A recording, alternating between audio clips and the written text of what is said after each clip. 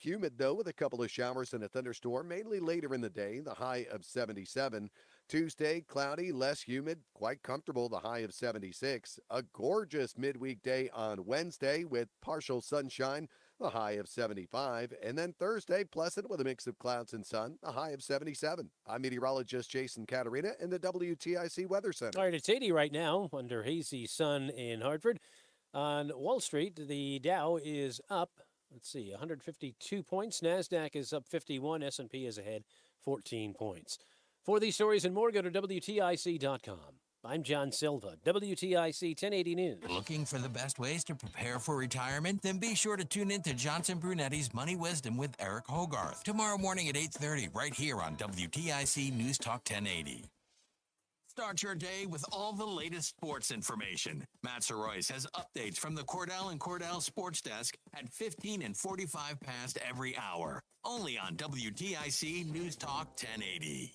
Columbia Implant Center introduces AI technology to our multi-specialty practice and digital lab. We fabricate teeth replacement with efficiency, quality, and accuracy. 1 day, same day, 7 days. Call 860-730-6020 or visit ColumbiaImplantCenter.com. From inflation to worker shortages, America's small businesses are met with challenge after challenge. Now, a massive tax increase on small businesses is right around the corner. This will impact 9 out of 10 small businesses and lead to job losses, reduced wages, and an economic slowdown. Visit smallbusinessdeduction.com and tell Congress to stop the small business tax hike. Paid for by the National Federation of Independent Business. This is the story of the one. As a maintenance engineer, he hears things differently. To the untrained ear, everything on his shop floor might sound fine, but he can hear gears grinding or a belt slipping. So he steps in to fix the problem at hand before it gets out of hand. And he knows Granger's got the right product he needs to get the job done, which is music to his ears. Call, click Granger.com, or just stop by. Granger, for the ones who get it done. Every business faces challenges, but complicated, expensive, and uncertain shipping shouldn't be one of them. With USPS Ground Advantage from the United States Postal Service, you can avoid all the noise. No more unexpected surcharges, hidden fees, or complex rate structures. It's just easy, cost-effective, and dependable shipping. Tune your business's frequency to success and turn shipping to your advantage. Learn how at USPS.com/advantage. USPS Ground Advantage. Simple, affordable, reliable. Small business owners, we know finishing your to-do list can feel like climbing a mountain, but that mountain is also covered in banana peels. Then when something new gets added to your list, you're like, nope, I'm already climbing this huge, super slippery banana peel mountain of a to-do list. At Progressive, we don't want to make your day any harder. That's why we make it easy to manage your policy on our mobile app, so climbing that banana peel mountain feels more like a leisurely stroll. See if you can save on commercial auto insurance in as little as 7 minutes at ProgressiveCommercial.com. Progressive Casualty Insurance Company and affiliates. Coverage subject to policy terms and conditions. Getting quality employees to fill positions is essential, but Good finding to those go. people can be a major hassle, unless you use ZipRecruiter. ZipRecruiter makes finding quality people a breeze. And right now, you can try it for free at ZipRecruiter.com/free. With ZipRecruiter, one click sends your job to hundreds of top job sites. But more than that, ZipRecruiter's advanced technology identifies the candidates with the skills you need, sends you a list of great matches to review, then actively invites them to apply for your job. And the results speak for themselves. 4 out of 5 employers who post on ZipRecruiter get a quality candidate within the first day. That's right, the first day. Now you can focus on your business and let ZipRecruiter do the work finding the best people for you. See for yourself. Experience and power of ZipRecruiter for free. Just go to ZipRecruiter.com/free. That's ZipRecruiter.com/free. ZipRecruiter.com/free.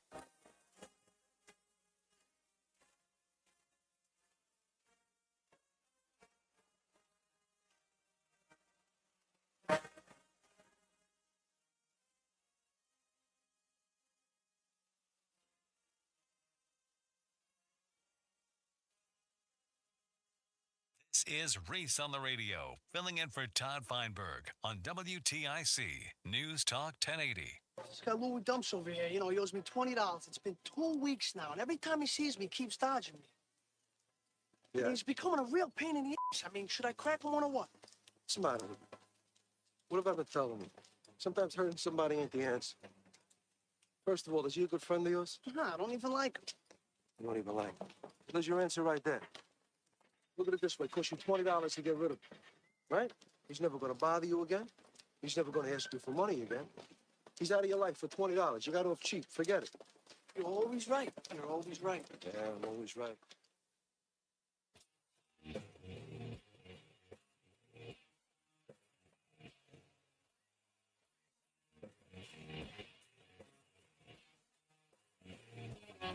And sometimes you can get rid of them for no money down. What's going on, ladies and gentlemen? You know what time it is. It is time for Reese on the Radio on News Talk 1080 WTIC. Filling in for my homie G Money Slice script, Todd Feinberg.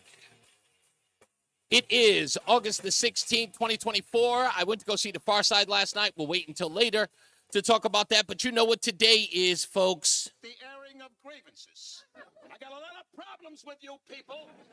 Now, you're going to hear about it. That's right. It's the airing of grievance Friday, and it looks like a lot of you do have some grievances. You let me know all about it last night. You let me know all about it online. And I want you to get on the phones today, 860-522-WTIC, and air your grievance. What am I talking about? Let me start by going here. I'm going to start by telling you a little story.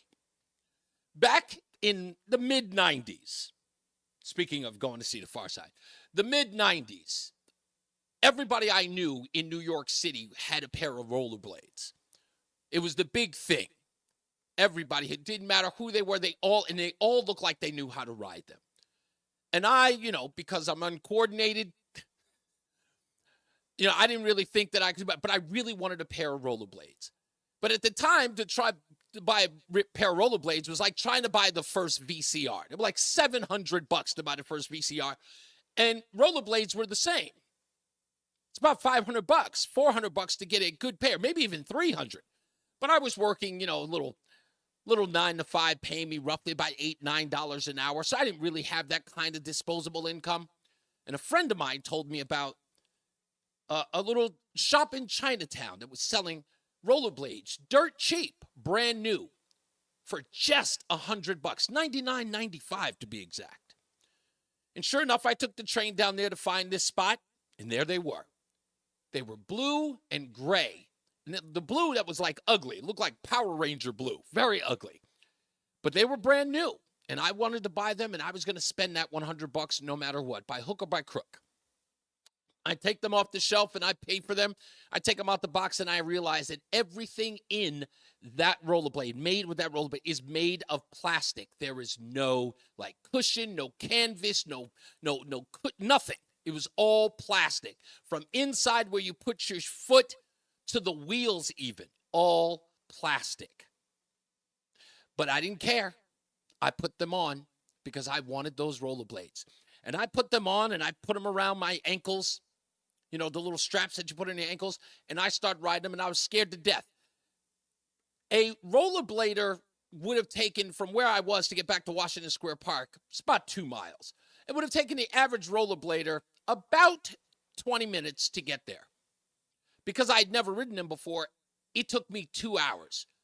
Because I was riding the rollerblades, shuffling, going back and forth with my 2 legs, trying not to fall down, scared to death that at that height I would fall down and I would break something. I'm in my mid-20s, but I was scared to death.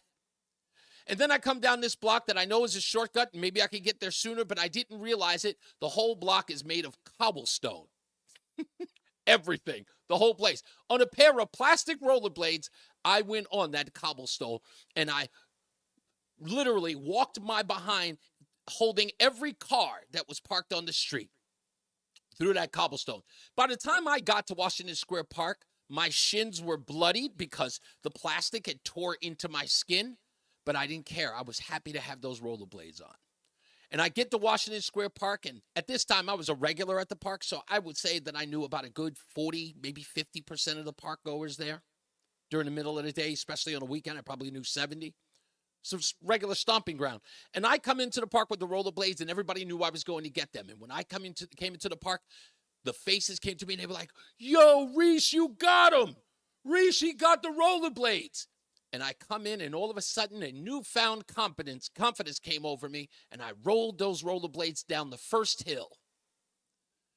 And to my dismay, I hit the ground like I had been hit, like literally by ray of you would think someone had shot me, because I took the nastiest spill ever, and I fell down, and it was in front of everyone. Everyone watched it happen. And I was humiliated. I felt like a complete clown. My friends who were there laughed at me, and I mean, they really they gave it to me. And they were at least 20 yards away, so they made sure everyone heard that they were making fun of me. And everybody else was making fun of me. But something else happened after I fell to the ground.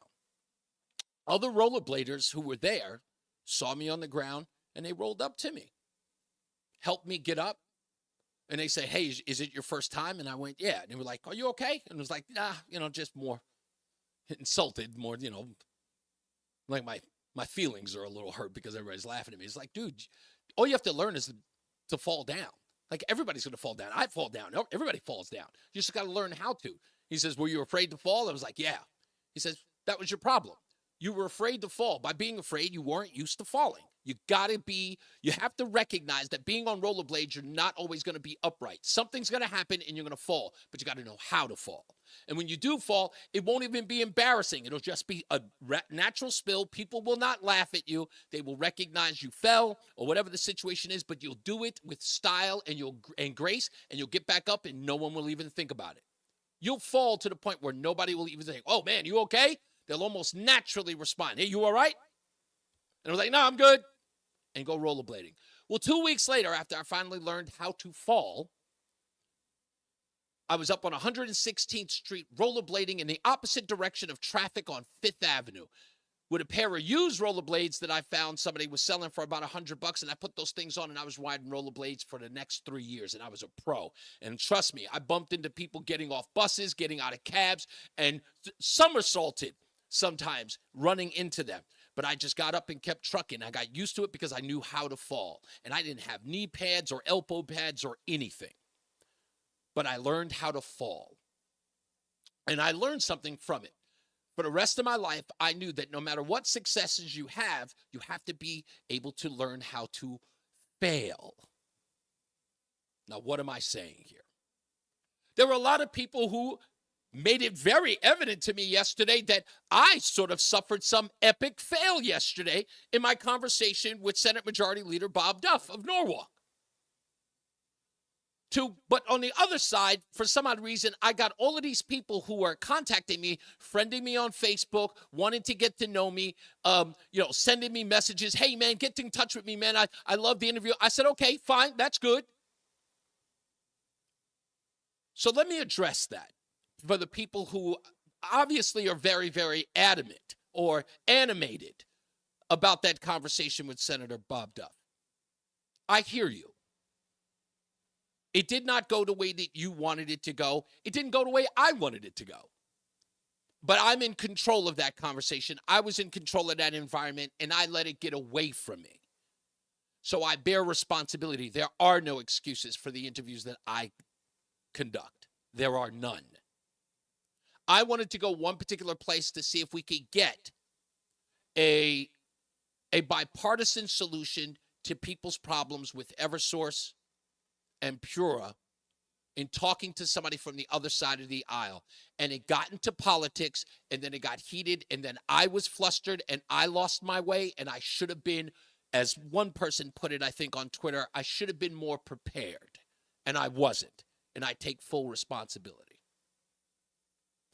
But I promise you, that will never happen again. And if I do fall down, I'll know how. So don't worry about me in all of this, but to the people, and you know who you are, to the people who were, very angry at what took place, I don't know what that's about, but you know what? We have an old saying. Your opinion of me is none of my business. If you enjoy the show and you support the show, I totally appreciate that. If you call here on the show, I always appreciate that.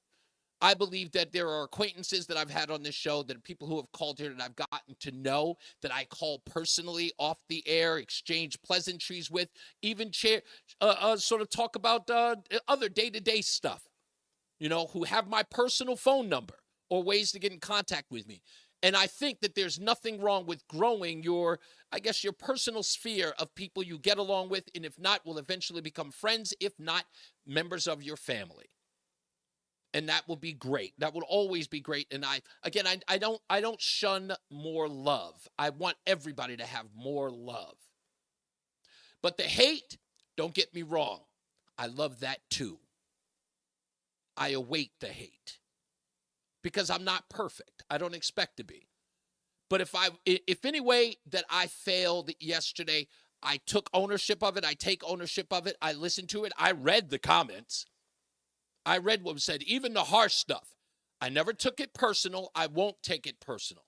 That's not me. I'm a big boy. But I said to myself today, Friday, the airing of grievances is perfect. So if you want to air those grievances, you get that opportunity. Or if you want to talk about whatever it is, you get to do that today. Right? And again, like I said, I know where I listened to the interview afterwards, and I said to myself, I wasn't particularly happy about it. It wasn't the way that I wanted to go, but I'm glad I had it. That's the whole point. I'm glad I had it because I can find something positive from it. We learned a lot from Bob Duff, or at least I did. Maybe not you, but I did. And maybe we'll get into that a little bit today. So, with that, let's take your phone calls. 860-522-WTIC. Bob is in New Britain. Hello, Bob. You're on Reese on the Radio. Bob, are you there? Rob. Oh, Rob. I'm sorry. Wow. And it's clearly said Rob. Hi, Rob. You're on Reese on the Radio. Rob, are you? Piss me off at all. Hey, what's going on, Rob? I'm sorry, sir. How are you? No, don't worry about it. Happy belated birthday. Thank you, and sir. All the good stuff to you and Roman. Thank you, sir. I'm just tired of the sheer arrogance I see in our media, in our politicians, and we're still searching for Lamont to come on the air. Still searching. Hey, they just don't. They don't. It's horrible. Listen, the arrogance aside, again, there's a lot that we learned from the interview yesterday with Bob Duff. Did you recognize the comment about socializing the cost? Oh, yeah. Okay. I did. So a lot of people, and trust me, that's what many people took from it. And that was an argument that many people considered a failure. But what did we learn? That there's there's socialism in the agenda. And again, I looked at it in this way.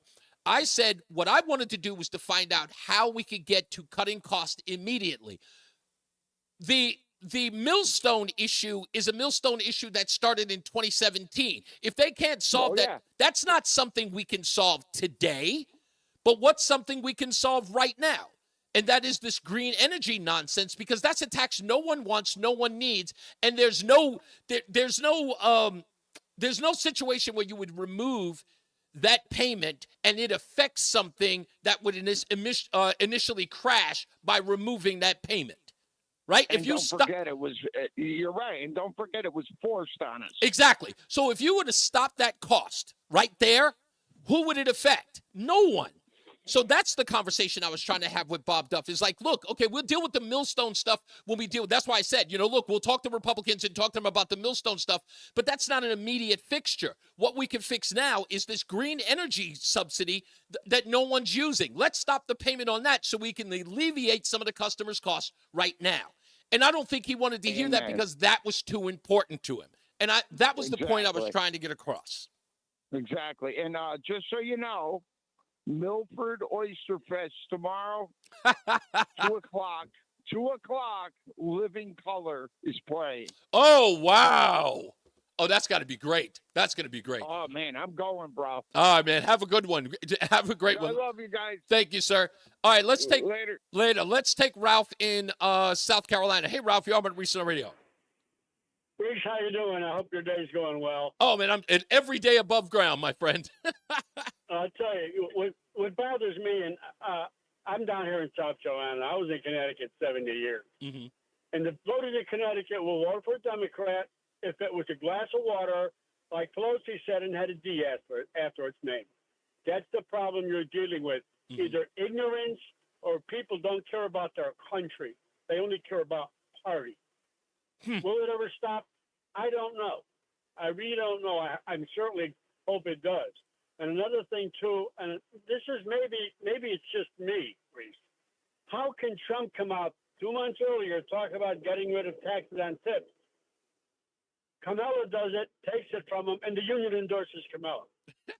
Isn't it wild? No, hold on. When Donald Trump said no taxes on tips, CBS ran an article talking about how that was going to hurt America economically. And then when Kamala Harris says it, CBS is mum's the word.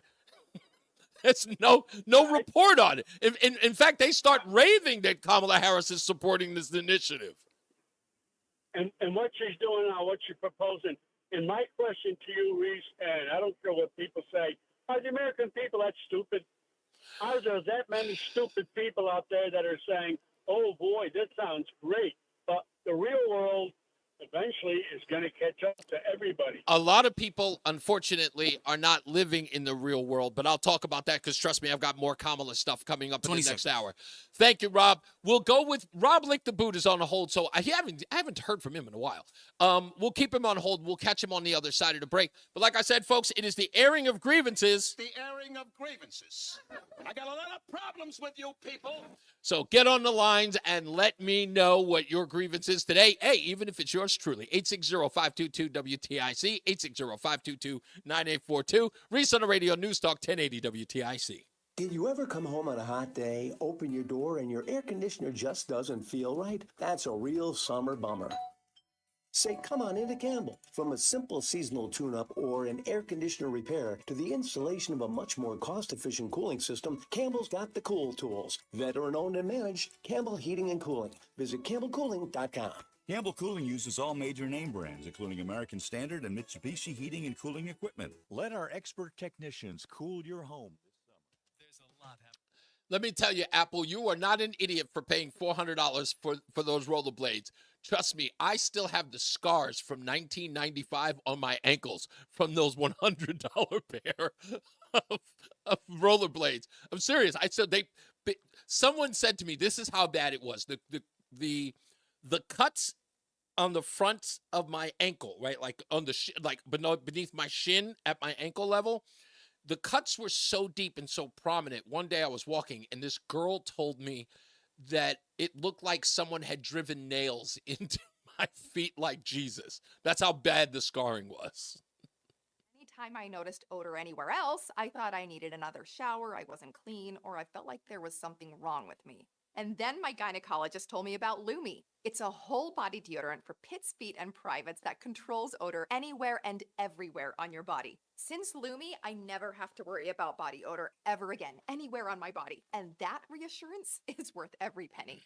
There's a special offer for listeners. Use code SHOWER and get 15% off your first purchase with code SHOWER, like the Lumi Starter Pack, acidified body wash, or new Lumi Plus Sweat Control. That's LUME deodorant.com, code SHOWER for 15% off your first purchase. With over 200,000 five-star reviews, I am so sure you're going to love it. Or return it for free with Lumi's 60-day money-back guarantee. That's LUME deodorant.com, code SHOWER to save 15% today. And now, a WTIC news update. 83 degrees at 3:30. I'm John Silva. No injuries this morning when an Amtrak train struck a pickup truck at a rail crossing in North Stonington. Crash occurred at the Island Road crossing. Service between New London and Kingston, Rhode Island was impacted but has since been restored. First human case of West Nile virus in Connecticut has been reported. State Department of Public Health says the person who fell ill is a New Haven County resident, female between the ages of 60 and 69, who has since recovered. Police in New London say a credit debit card skimmer was found recently at a city supermarket. The find was made at the NSA store, and police are advising customers to check their bank statements. Mediators trying to end the Israel-Hamas war expressing hope for an imminent deal. They say that 2 days of talks have wrapped up in Qatar, and they expect to reconvene in Cairo next week. Hurricane Ernesto headed toward Bermuda. Category 2 storm. Top winds at about 100 miles an hour. And Sunday begins the tax-free week in Connecticut, 24th such tax-free week.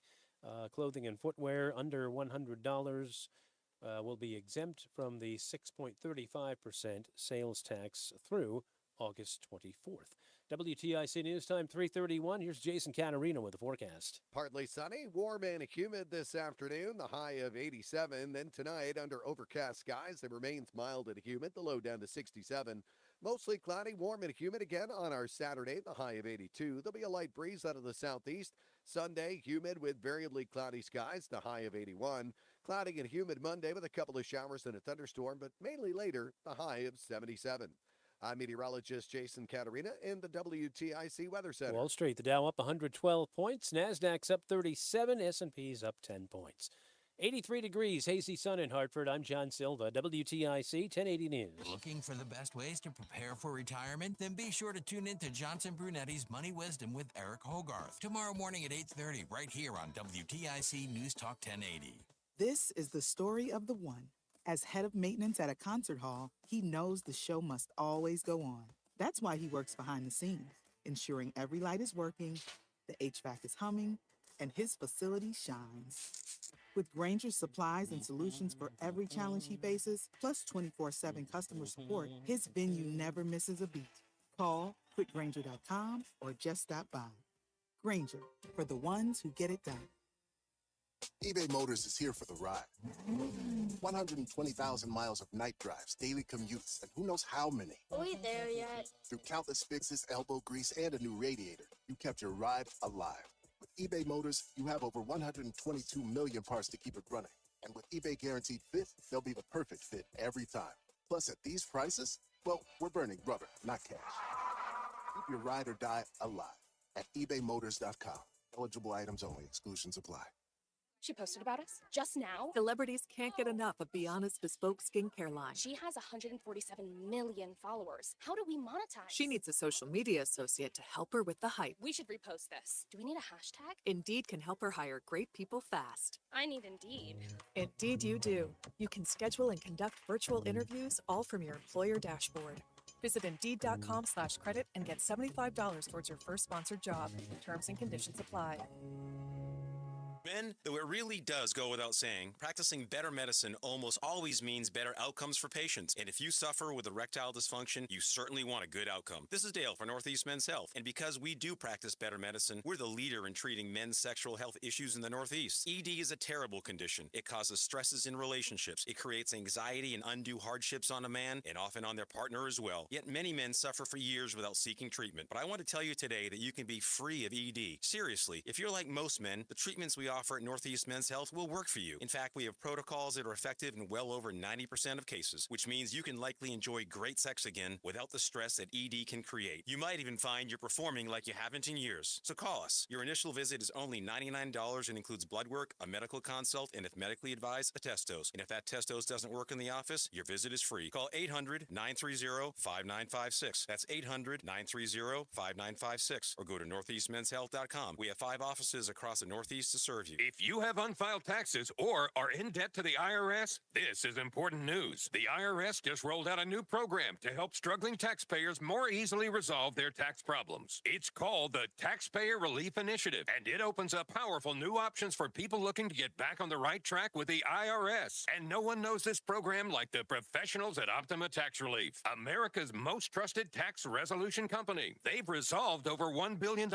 in tax debt for their clients and have the expertise and experience to help you. One easy call to Optima can start the process, helping to put an end to your worries of wage garnishment, asset seizure, and other aggressive IRS actions. Make today the beginning of your fresh start with the IRS. Call the experts at Optima Tax Relief now for your free confidential consultation. Call 800-682-9928. 800-682-9928. 800-682-9928. Some restrictions apply. For complete details, please visit OptimaTaxRelief.com. Paid for by government. Did you hear? 1 minute. 32 $10 gold Indian coins have been found. These gorgeous 1932 gold coins are as bright and shiny as the day they were struck, and less than 500 of these gold coins are available. Coin experts are calling the secret U.S. gold coin discovery a once-in-a-lifetime opportunity, and you can own a piece of the hoard. When you call, you are guaranteed a 1932 dated gold coin featuring Lady Liberty with an Indian war headdress and a majestic eagle. With limited availability, you must call now. These 1932 dated gold coins are still in uncirculated condition with brilliant luster. That is 92 years of history you can hold in your hand. To learn more, call 1-800-520-6468. Call now and you'll receive a free bonus over a $55 value, free with every order. Call 1-800-520-6468 now to secure your 1932 Here we go. Indian coins before they sell out. Don't wait. You must act fast. Call now. This is Reese on the Radio, filling in for Todd Feinberg on WTIC News Talk 1080. The airing of grievances. I got a lot of problems with you people. Now, you're going to hear about it. One of the songs that the DJ did not play last night before the Far Side came out was 93 Until. I found that weird. Everybody plays that record. Every DJ I've ever been around playing old school hip hop plays 93 Until. He did not last night. I must have knew it, so that's yeah, exactly. This is the reason why you're the greatest producer known to man. It's Reese on the Radio, News Talk 1080 WTIC. Rob Lick the Boot is on the phone. Rob, welcome back. It's been a while, sir. I was going to click it off speaker, but I don't want to lose you. You hear me? Yeah, I can hear you great. How you doing, Rob? I'm hanging in there, best way that I can. But I'm glad you're taking opinion. But I just parked my car behind a bar. By the bar. I was in Dorchester. Do you have to walk far? Yeah, I don't hear the accent as much lately. But anyway, yeah, don't take nothing personal. I don't know what happened between you and the interview you were talking about. Oh, okay. No. It's nothing personal. No, I don't want you to repeat it.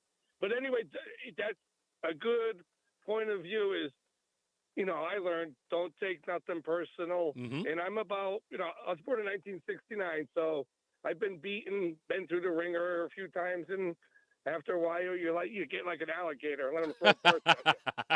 Yeah, but, right.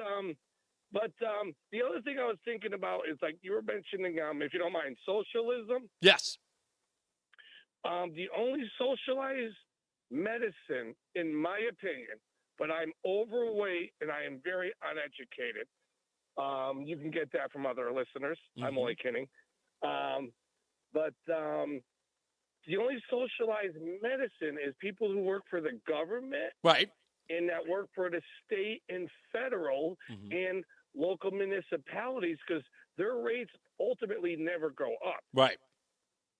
And so if you don't call that socialized medicine, maybe you can call it rejoiceful for the taxpayers. I mean, rejoice. But what? I don't know, but you have a good show and keep the beat going, dude. I thank you very, very much, sir. I promise you, they can't keep a good man down. Pick up my phone call. You got it. Don't be afraid of me. I will not, sir. Don't worry about it. They can't keep a good man down. I don't know who that good man is, but I hope he doesn't go down. I hear you there, dude. You're right. Hey, and you can't be beat if you never give up. That's right. James is in Windsor. Hello, my brother from another mother. Hey, my brother. Yeah. Hey, when was your birthday? August 14th, 2 days ago. Oh, okay. Well, I don't know if you remember in New York City, used to be a DJ called Frankie Crocker. Frankie Crocker? Yeah. He's my hero. Yeah, he used to have a saying, may you live as long as you want and never want as long as you live. That's right. This is the reason don't even go there, James. That's exactly, I love that line. When my Uncle Nicky said to me, he asked me when I was 15 years old what I wanted to be, and I said, I want to be on the radio. And he said, the white man ain't going to let you do that. And I looked him right in the face, and I said, then what the hell is Frankie Crocker doing? Yeah, and he used to look like a chihuahua. He did. He had a weird do. He kept the Jerry curls going long after they were due. Yeah. He kept that and the mustache. Yes, he did. And, basically, what I wanted to say is that the only person that should be getting on your nerves Yeah. or taking you to the next level is the person that's next to your pillow. That's right. That's it. That's So right. I don't take it personal. They- I just laugh it off and just, and keep it going. Exactly. I wanted. There were some people who were concerned about me. They thought that people were being harsh, and I wanted to make it clear to them because I felt like people were they were overexerting themselves to defend me, and that's like I don't need anybody. Not that I don't need anybody to take up my fights or any of that stuff, but I didn't want anyone else to be upset about something being said about me as if it was affecting me in any way. I was just like, no, I'm a big boy. People didn't like what it was. People are not going to like you. People, you can't please everybody, as the old saying goes, and I wasn't affected by it. I just didn't want people who felt a certain way about the way I was, things were said. And I wanted to tell them, no, you're good. Please don't involve yourself in that. Let that go. I don't, my taste, I'm not for everybody. I'm just not. I know I'm not. I get it. It's like water on a duck's back. That's correct. Exactly right. Just let it roll, brother. Thank you. Enjoy your birthday, Thank man. you, sir. Thank you. Matt is in Bristol. How are you doing, Matt? Mr. Hopkins. I love it when you say that. It's like I'm expecting it. Well, you're not going to like it when I do my airing of grievances. Oh, why? Do it now? You're going to do it you, now? my friend. Go for it. Yeah, and then I got some other stuff. Yeah, no. So I don't know if it's your fault. Like, the last 2 days, I've been trying to call in and just having no luck. Like, the phone was ringing for 45 minutes, which I don't mind staying on hold. But when it's ringing, I can't hear you.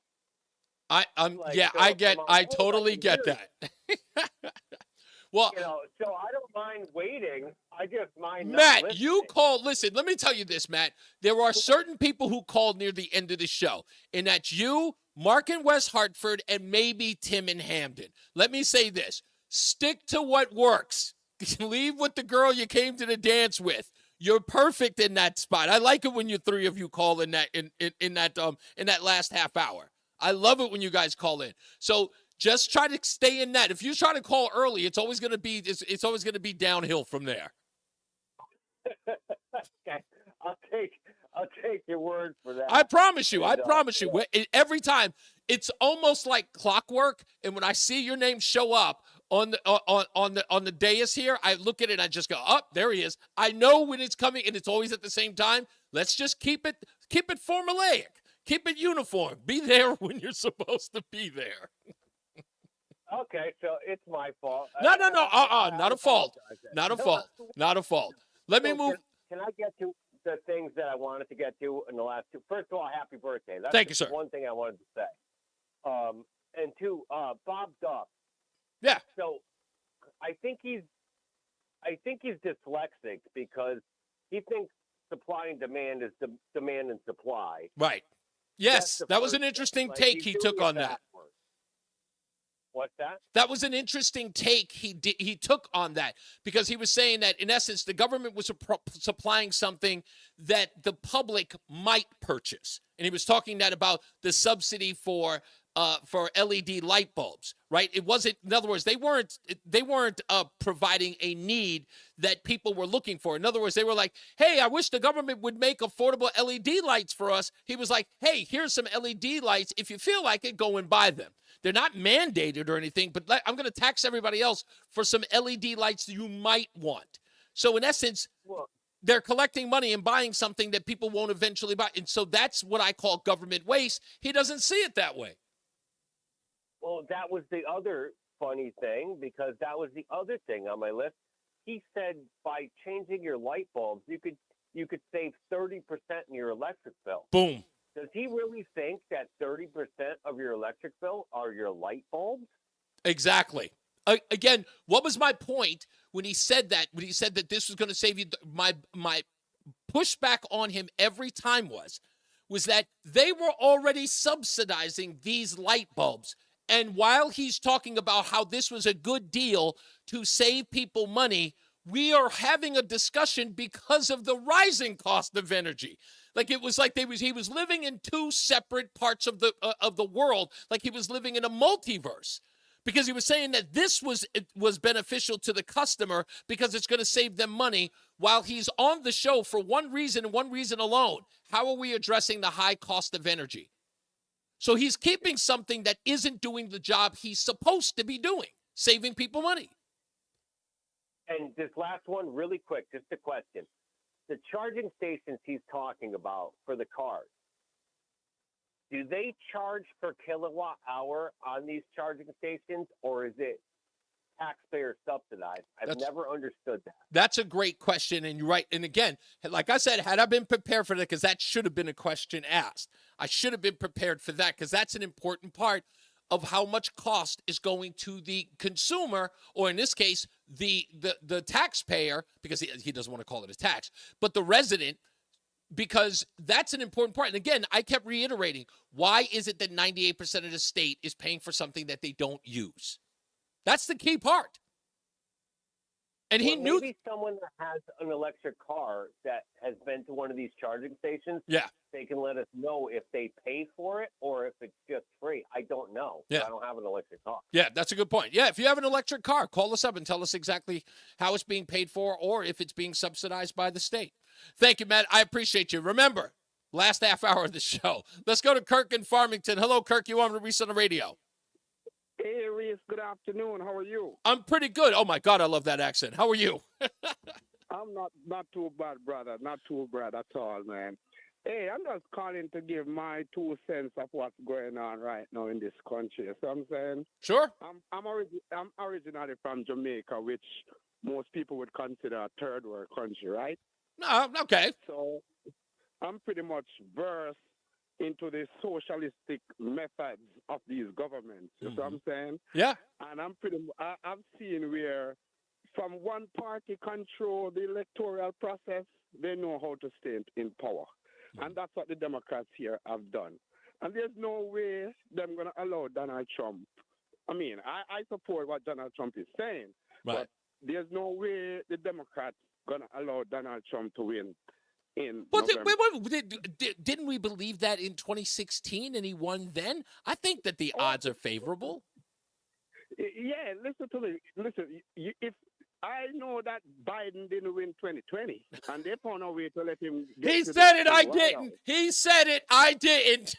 No, Reese, listen to me. There's no way Biden got more votes than Barack Obama. I'm with you, Kirk. You're speaking my language again. I followed the Barack Obama campaign in 2008, and that was like turnout unsurpassed, what most people never see. The crazy part is, Kirk, let me say this. The crazy part about what you just said is small. It's a small point, but it's still a point. Barack Obama got 95% of the black vote in 2008, right? He got more African-American votes than any other Democrat in the history of elections. 95%, right? Any other Democrat. What's his name? Joe Biden.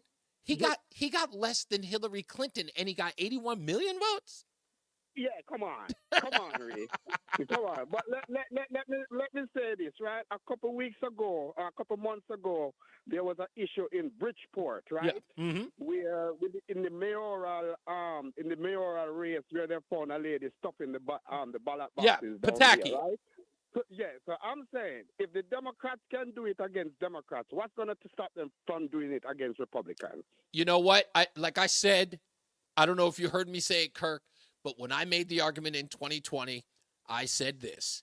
I said, when we were in 2020, we were told by Joe Biden and the news media and everywhere else that this was a battle for the soul of the country, that it was important that Donald Trump could not win another election. With that much being on the line, are you going to tell me that nobody cheated? Nobody? Okay. And if you listen to Nancy Pelosi and all these Democratic leaders, and that's one of the reasons why they got rid of Biden, because they know that the numbers that they're going to produce at the end of the election, there's no way. Nobody would believe it. That's what I said. You're the little Kirk is stealing from my playbook. That's exactly what I said. I said that no one would believe, even if they did stuffed ballots, no one would look at the numbers and they go, wait a minute, this guy got another 80 million? There's no way. Okay. Yeah, so it's like Obama 2.0 with Kamala now. So, they figure so the enthusiasm is there, and that's going to justify the numbers that they're going to produce to you guys in November. I'm going to watch closely. Kirk, make sure that you always call back because I want to ask you, listen, you're from Jamaica. And when'd you come to the U.S.? I came here in 2002. Oh, my God. Kirk, listen to me. Stay on the line. We need you. I need to ask you about St. Anne's in Jamaica. And you know what I'm talking about, don't you? Yeah, man. It's one of the parishes there. Okay, that's right. So stay on the line. Roland's going to get your number on Monday. I'm going to see if I can get you on the phone because I want to ask you about that province in Jamaica on Monday. Can you do that? I'll be happy to do that for you, Reese. Thank you, Kirk. All right, folks, we're going to take a break. We'll come back. More news, more. Oh, wait a minute. Are we going to take the break? Yeah, let's take the break here. We'll come back. More news, more views. Kamala Harris, BPS Traffic Center, all coming up when we return. It's Reese on the Radio on NewsTalk 1080 WTIC. Hi, I'm Joe with SimpleSaleUSA.com, and I buy houses cash. If you own a house and want to sell it fast at a fair price, call me at 203-896-4000.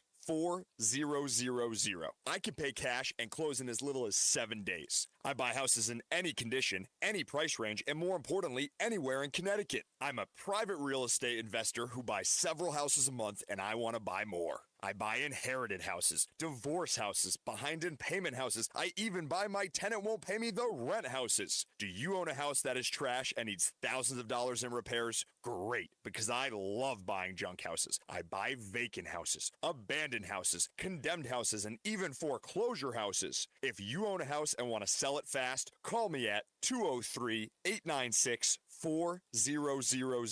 That's 203-896-4000. 203-896-4000. If you have unfiled taxes or are in debt to the IRS, this is important news. The IRS just rolled out a new program to help struggling taxpayers more easily resolve their tax problems. It's called the Taxpayer Relief Initiative, and it opens up powerful new options for people looking to get back on the right track with the IRS. And no one knows this program like the professionals at Optima Tax Relief, America's most trusted tax resolution company. They've resolved over $1 billion in tax debt for their clients and have the expertise and experience to help you. One easy call to Optima can start the process, helping to put an end to your worries of wage garnishment, asset seizure, and other aggressive IRS actions. Make today the beginning of your fresh start with the IRS. Call the experts at Optima Tax Relief now for your free confidential consultation. Call 800-682-9928. 800-682-9928. 800-682-9928. Optima Tax Relief. Some restrictions apply. For complete details, please visit OptimaTaxRelief.com. Whoa, a minute. You're in hot water, mister. What'd I do? I told you months ago our utility bills were getting higher because of that old outdated tank water heater. Maybe it's time we finally switch to a Navien tankless. Learn about Navient's high-efficiency tankless water heaters, endless hot water, all while helping you save on your energy costs. Hey, look at this. Our utility bill is lower since we got the Navien tankless water heater. Who's in hot water now? We are, all the time.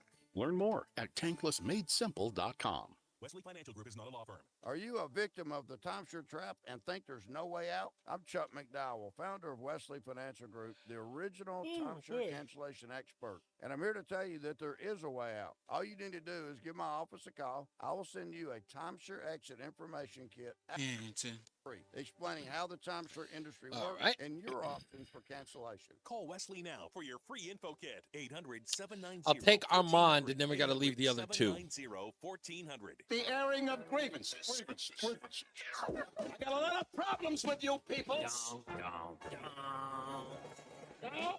you're going to hear about it. And we're back. It's Reese on the Radio.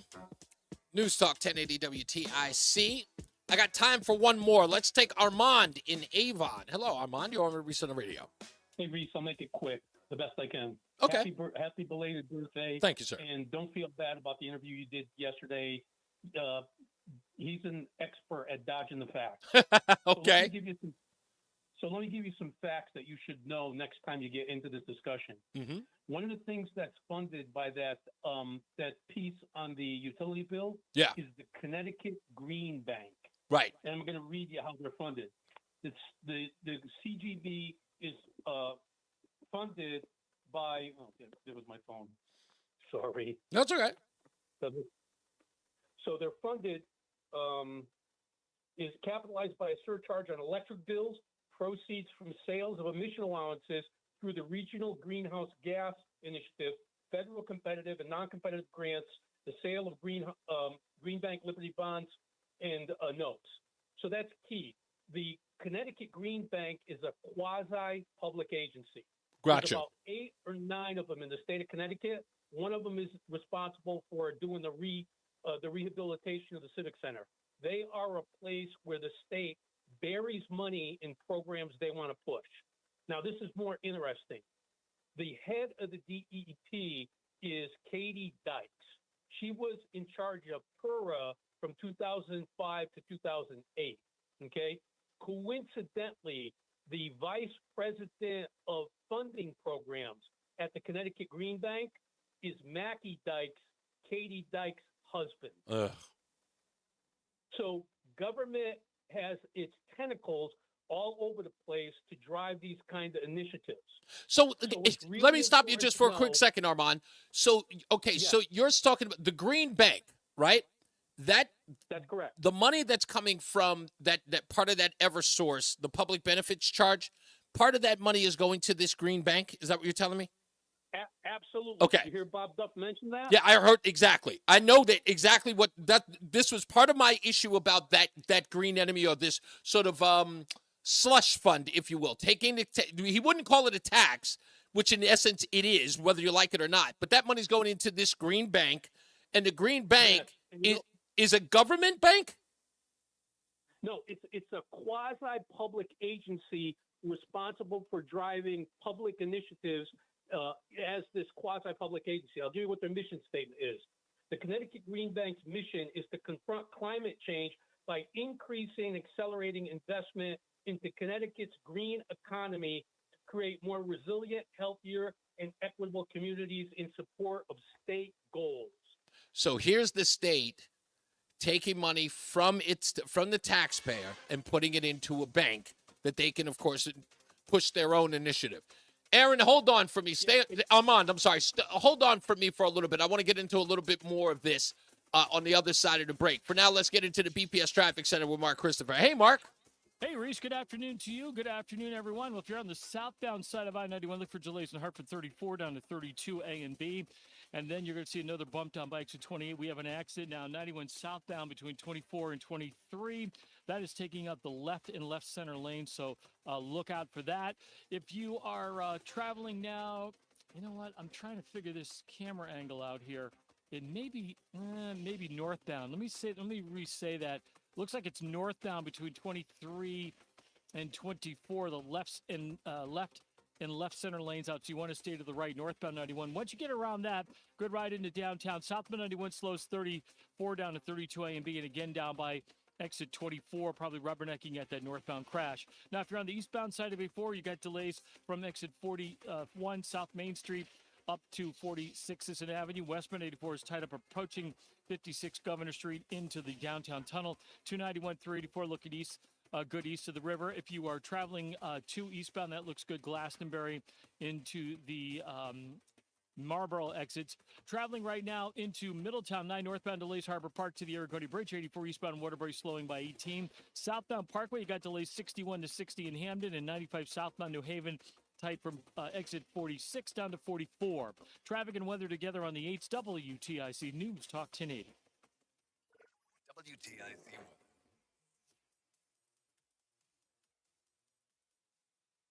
Partly sunny, warm, and humid this afternoon, the high of 87. Then tonight it remains overcast, mild and humid, the low down to 67.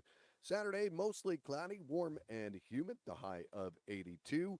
Warm and humid again on Sunday with variably cloudy skies, the high of 81.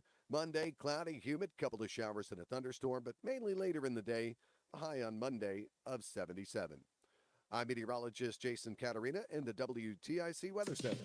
WTIC is 99 and kicks off a year-long celebration to 100 years on the air. This is WTIC and WTIC FM HD2 Hartford, an Odyssey station. 4 o'clock good afternoon. I'm John Silva, WTIC 1080 News. Vice President Harris outlined her economic plan this afternoon. We will build what I call an opportunity economy. an opportunity. Presumptive Democratic presidential nominee speaking in North Carolina said that includes taking aim at unfair pricing. I will work to pass the first ever federal ban on price gauging on food. Harris's first economic speech since she became the nominee, or the presumptive nominee. At an appearance in Milwaukee today, GOP vice presidential nominee Senator J.D. Vance said Harris was soft on crime. A North Branford town employee is under arrest in connection with a child pornography investigation in Guilford. Under arrest is 45-year-old Lauren Smith. Smith is a library assistant in North Branford, according to her LinkedIn account. Guilford police say in June they received a tip from an out-of-state law enforcement agency, after which the detective unit launched the investigation into Smith with assistance from the Department of Homeland Security. Search warrant was issued for a Flatiron Road residence in July. Police say it was during that search that they collected evidence which yielded probable cause for an arrest warrant. Smith was arrested today on charges of child pornography possession. Bond set at $100,000. She's free and due back in court on August 19th. A lawsuit was brought to light that millions of Americans may have had their personal info, including social security numbers, compromised by a large-scale hack. The hackers go by the name USDOD, while the target of the lawsuit, National Public Data, is only now acknowledging the data theft that may go back to April. Social security numbers, past and current addresses, names of siblings, all kinds of information was taken. The good news is finally this organization has acknowledged that this did happen, and they do plan, after this lawsuit was filed, to notify people who've been affected. It's CBS's Jolene Kent. State Department of Public Health reporting Connecticut's first human case of West Nile virus. The person sickened, a female between the ages of 60 and 69, is from New Haven County and has since recovered. The department says she became ill the first week of August, and laboratory tests confirmed the presence of WNV antibodies. Last year, there were 7 cases of West Nile virus, human cases, that is, reported in the state of Connecticut. 2 is the margin of apparent victory in a Democratic primary for state representative in Hamden. Now a recount is scheduled for Tuesday. The leader is Jennifer Pope, who actually conceded the race election night. From those initial results, it appeared that I was down by 69 votes. So I thought at that point that, I had not won. Well, Lori Sweet, declared victory, but officials quickly found a counting error in one of the precincts. Their correction put Pope in front by 2 votes, and the automatic recount was activated. They're looking to fill the seat currently held by Democrat Mike D'Agostino, who is retiring from the State House. A process known as dewatering is about to take place in Portland that residents hope will relieve them from flooding woes. Job's Pond has seen its share of flooding due to heavy rainstorms over the years. What will happen over the next few days, according to First Selectman Ryan Curley, is the water level will be lowered, offering at least a temporary fix. 8 families are displaced currently That's because terrible. of this. And also the folks who are there, they have pumps running 24/7, and they've been living in a terrible situation for many, many He months. says state and federal funding is being used for the pipeline that should begin operation by Labor Day. Currently says the goal going forward is to come up with a permanent fix. Closing bell report sponsored by Bouvier Insurance. Dow up 96, NASDAQ up 37, S&P up 11 points. For these stories and more, go to WTIC.com. I'm John Silva, WTIC 1080 News. When faced with a major 1 minute, get a second opinion. Your health is important. The same applies to the health of your business, including your IT infrastructure. If your IT breaks, it can break your business. Get a second opinion, a network security assessment to determine the health of your IT infrastructure. Recognized as a top-ranked IT provider, Tab Computer Systems, the ASP of MSPs, can help you determine the true health of your company's technology and what you can do to keep it healthy. With over 40 years of IT service experience, Tab Computer Systems network engineers will objectively assess your IT infrastructure's risks and vulnerabilities. Tab's Eric Semmel will review the report with you and your monthly MSP fees to show you what you may or may not need from your current provider. Schedule your assessment today at tabinc.com or call 1-888-TAB-4-HELP. Tab, technology's advancing business, a 100% employee-owned company. You're listening to Reese on the Radio, filling in today for Todd Feinberg on WTIC News Talk 1080. The airing of grievances. I got a lot of problems with you people. You're going to hear about it. We're back. It's Reese on the Radio, News Talk 1080 WTIC. He did play this last night. I only got Armand for about a minute. So, Armand, real quick, I'm looking at this breakdown. And you tell me if I've got this right. This charge that you're talking about going to the Green Bank, according to the document that I'm reading here, based on this, it's called the, let me get the darn name of it, but Public Policy Components of Electric Bills. According to this data, that's saying that the portion of this that's going to the Green Bank, if I'm right, is about $28.18 on average per monthly bill? I don't know how much. If you found the document, that would be correct if it's legitimate. Do you understand that Eversource provides $3.7 million residences with electricity? Now, if this number is correct, that means that at 3.7 million homes or customers, for that matter, that's $104 million. Just that 2818 charge. That's $104 million a month. Don't think of the Green Bank as a bank. It's a project program management quasi-public agency to drive Connecticut legislators' initiatives without involving the legislators. It's a backdoor. Exactly. Instead of having them to vote on these, they create quasi-public agencies to drive the green initiative, to rebuild the civic center, and it kind of gets hidden from the public's eyes because we don't see it as government. Thank you. You know what? Make myself clear? Yeah, you make yourself 100% clear because I found this document and everything that you're saying right now is 100% right because all I had to do was look it up and here it is. Thank you so much, Armand. I appreciate the call. Let's get to the BPS Traffic Center with Mark Christopher. Hey, Mark. We're spending $145 million to upgrade the XL Center, which has been archaic for like 30 years now. At a rate of 2818. At a rate of 2818, that little public benefit charge, that one rate, they're pulling in $104 million a month. Well, it's the stupidest thing. They're spending $145 million to upgrade a building that's been archaic for 30 years. The building was built, I think, between $30 and $35 million in 1974, 1975. And they're putting $145 million into a building that's archaic, to say the least. I mean, yeah, I don't know. That doesn't make a whole lot of sense. I got you, sir.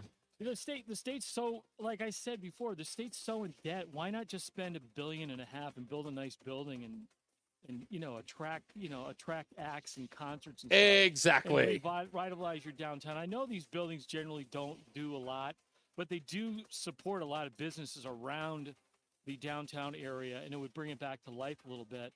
And there's a brain drain here because there's nothing to do here, and that's why. That's a big problem. You're absolutely right. They can't keep young people here because there's nothing to do here. Look at me. I go to Boston and New York. I don't do anything around here. But to spend $145 million, I don't need to crap on Hartford, but to spend $145 million in a building that's so archaic. You got to build something that's going to actually attract people here. That's what they built a new building in Louisville, Kentucky. If they can do it there, why can't we do it here? Indeed. It doesn't make that just seems like crazy money to spend on a building that's really long past its shelf life.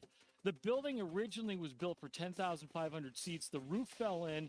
They rebuilt it for 16,000 or 17,000 seats. So the configuration's messed up just from that. But to spend more money on a project that's on a building that's just archaic is, to me, insane. But yeah, just me being negative again. If you're heading into Hartford, we've got an accident in Rocky Hill, Reese. I guess that was his grievance. 324, the left Left He center, found right one. Center lane is blocked. Delays are back to exit 22 and Cromwell behind that. After that, you got a good ride in Hartford. Southbound 91 slowing 33 down to 32 A and B. Again, you've got delays 25 down to exit 24 in Rocky Hill, rubbernecking at that northbound crash. Westbound side of 84, you got delays approaching the Boca Bridge into the tunnel. 84 eastbound, some slow traffic from exit 44 up to 48 Capitol Avenue. 291 through 84 okay east of the river. 2 eastbound moving well Glastonbury to Marlboro. 9 northbound slowing Harbor Park to the Aragoni Bridge. Westbound 84 slows in Cheshire 26 to 25A. Heading into New Haven, 91 southbound moving well. Southbound 95 slowing 46 to 44, and southbound Parkway delays getting by exit 60 in Hamden. Traffic and weather together on the 8th WTIC News Talk 1080. WTIC weather. Hazy skies and slightly reduced air quality due to some of the wildfires up in Canada for the rest of the afternoon. Then tonight, overcast, humid, and warm. The low down to 67. Mostly cloudy, humid day for our Saturday. The high of 82. There'll be a light breeze out of the southeast. Sunday, still warm and humid, variably cloudy. The high of 81. Monday, cloudy, humid, couple of showers and a thunderstorm, mainly later in the day. The high of 77. Tuesday, a shower in the area in the morning. Otherwise, the clouds break for some sun. A very pleasant day, the high of 76. Right now, Waterbury at 81, Bridgeport 79. It's 82 in Hartford. I'm meteorologist Jason Caterina in the WTIC Weather Center. Columbia Implant Center in Manchester offers the leading edge in technology, which allows for dental procedures start to finish in one day. From a single tooth replacement to complete reconstruction, we do it all. Call 860-730-6020 or ColumbiaImplantCenter.com. Don't let a cold, sinus infection, or allergies ruin your day. Breathe easier, sleep better, and feel healthier with Navage. Visit Navage.com, Walmart, Walgreens, CVS, or a store near you. Computer Talk is now commercial-free. That means more time for tech talk and more time for your calls. You heard right. Computer Talk with Tab is now commercial-free, powered by GoNet Speed, bringing you lightning-fast fiber internet. Visit GoNetspeed.com for pricing and availability. Tune in Saturdays, 9 to 11. It's great to have neighbors you can count on. For more than 45 years, you've been able to count on the law firm of Brown, Payne, Dearest & Scott for professional legal counsel, from family law and business to property disputes and personal injury claims. At Brown, Payne, Dearest & Scott, our team of lawyers have over 100 years of combined experience and are your neighbors. At BPS Lawyers, you get more than a lawyer. You get a law firm. Visit us at bpslawyers.com. Nick Payne Dearest is responsible for the content of this ad. What if I told you your home movies are already past their prime? It's true. The magnetic tape used in VHS and camcorder tapes only lasts between 10 to 20 years, which means your baby's first steps, weddings, and family vacations are fading away as we speak. Digitizing your old media with Legacy Box stops this fading process in its tracks. And by preserving your recordings, they're safe forever. Legacy Box is simply the best way to preserve your past, which is why they've been trusted by over 1 million fans. 30 seconds. Your memories are meant to be shared, not chewed up by the VCR or worn away with time. For a limited time, you can convert your tapes to digital for just $9 a tape. There's never been a better time to convert your entire collection. That includes film reels and photos too. Visit legacybox.com/value to get our $9 sale. That's legacybox.com/value to unlock our $9 offer. Legacybox.com/value. The airing of grievances. I got a lot of problems with you people. You're gonna hear about it. Plenty of news and plenty of views to get into today. Kamala Harris lays out her economic plan, if you can call it that. The objective is to make the wealthy pay. Says she's going to lower prices. But I'm every time I hear things about lowering prices on Medicaid and all that other stuff, I'm just going, I guess it doesn't matter to me, so I guess it's not really important. But whatever, we'll discuss it. We'll play some audio as well. Let's get back to the phones. White Mike is in Florida. Hello, sir. Hey, happy birthday, my ninja. How are you? Wowzers. I was a little worried about that, knucklehead. What's going on, Mike? Bro, I hope you got plenty of Nivea lotion and some pedicure coupons for your birthday. I did not. So, normally I go all political. I'm going to kind of keep it polite. Yes. Kamala Harris, with her grocery stores are gouging comments, yes, is a bit hyperbolic. But as someone who lives in the South, where our main grocery store is Publix, and everybody from the South knows Publix, I alternate between Publix and Walmart for my shopping. And I will say something's going on, because there's no reason that a Publix brand frozen pizza should be $7 when a Walmart brand frozen pizza is $4.50. Okay, so are you saying that there's a gouge happening at one versus the other? Is that what you're saying it is, or there has to be? Okay. I look at store brand products, and there's no logical reason why a 2-liter bottle of Walmart brand soda maintains the $1 price point, while I've watched Publix go from 99 cents to $2 a 2-liter in about a year. So something's going on. Well, but it's not like you can't ask. I mean, it's not proprietary to ask the store why that rate is the way it is.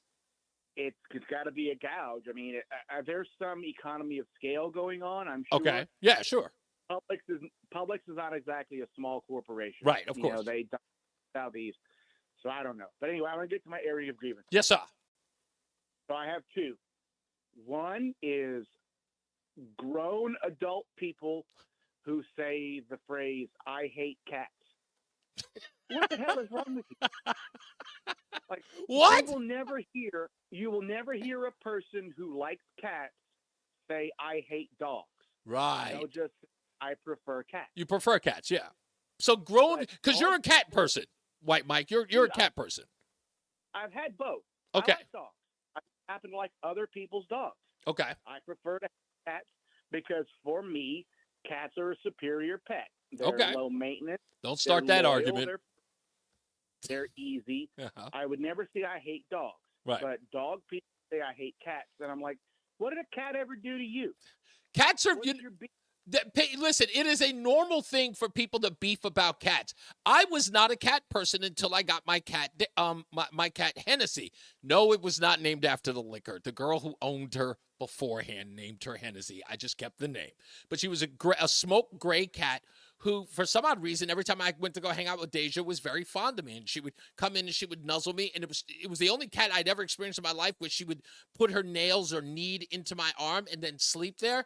And she was so welcoming, and I fell in love with her. And when Deja moved and she moved into her grandmother's house and she couldn't have a cat, I openly took Hennessy home, and Hennessy became a part of my life. She was my alarm clock when I had to get up at 4 o'clock in the morning. She hopped on me and woke me up every day. I love that cat. Yeah, so I don't get the hate. And second is who has started this nonsense meme that white people don't season their food? That is an old one. That is, you know what? It is so low-hanging fruit to say that white people do not season their food, and it stood this test of time. I don't understand why. My wife still uses it to this day. I remember the first time I ate paella, and she said to me, she goes, "Oh, you've married white women too long in your life." I'm like, they season their food. She was like, "Not with real salt and pepper doesn't count," she says. That's her big lie. Look, dude, your wife is from Texas. Yes, and Mexican. Your wife surely at one time in her life had Texas barbecue that is, as much white people as the Mexicans. Right. And Texas barbecue is decent. And she has surely crossed the border into Louisiana one time. Sure. And nobody cooks as well as Cajun people. And don't let black activists give you this nonsense that, oh, that was just the slave folks cooking the food. Because there are tens of millions of poor white Cajuns who developed that food on their own. Yeah. From their French heritage. I'm not going to lie. We went to this chicken place in Memphis, Tennessee, and I am not a chicken guy. I don't like fried chicken. We ain't talking about Southern white folks. Yeah, that's what I'm saying. So I went to this Cajun. It wasn't a Cajun place. It was a chicken place. I'm sorry. In Memphis, Tennessee. I normally don't eat fried chicken, but that was the only food there that we had on our stop.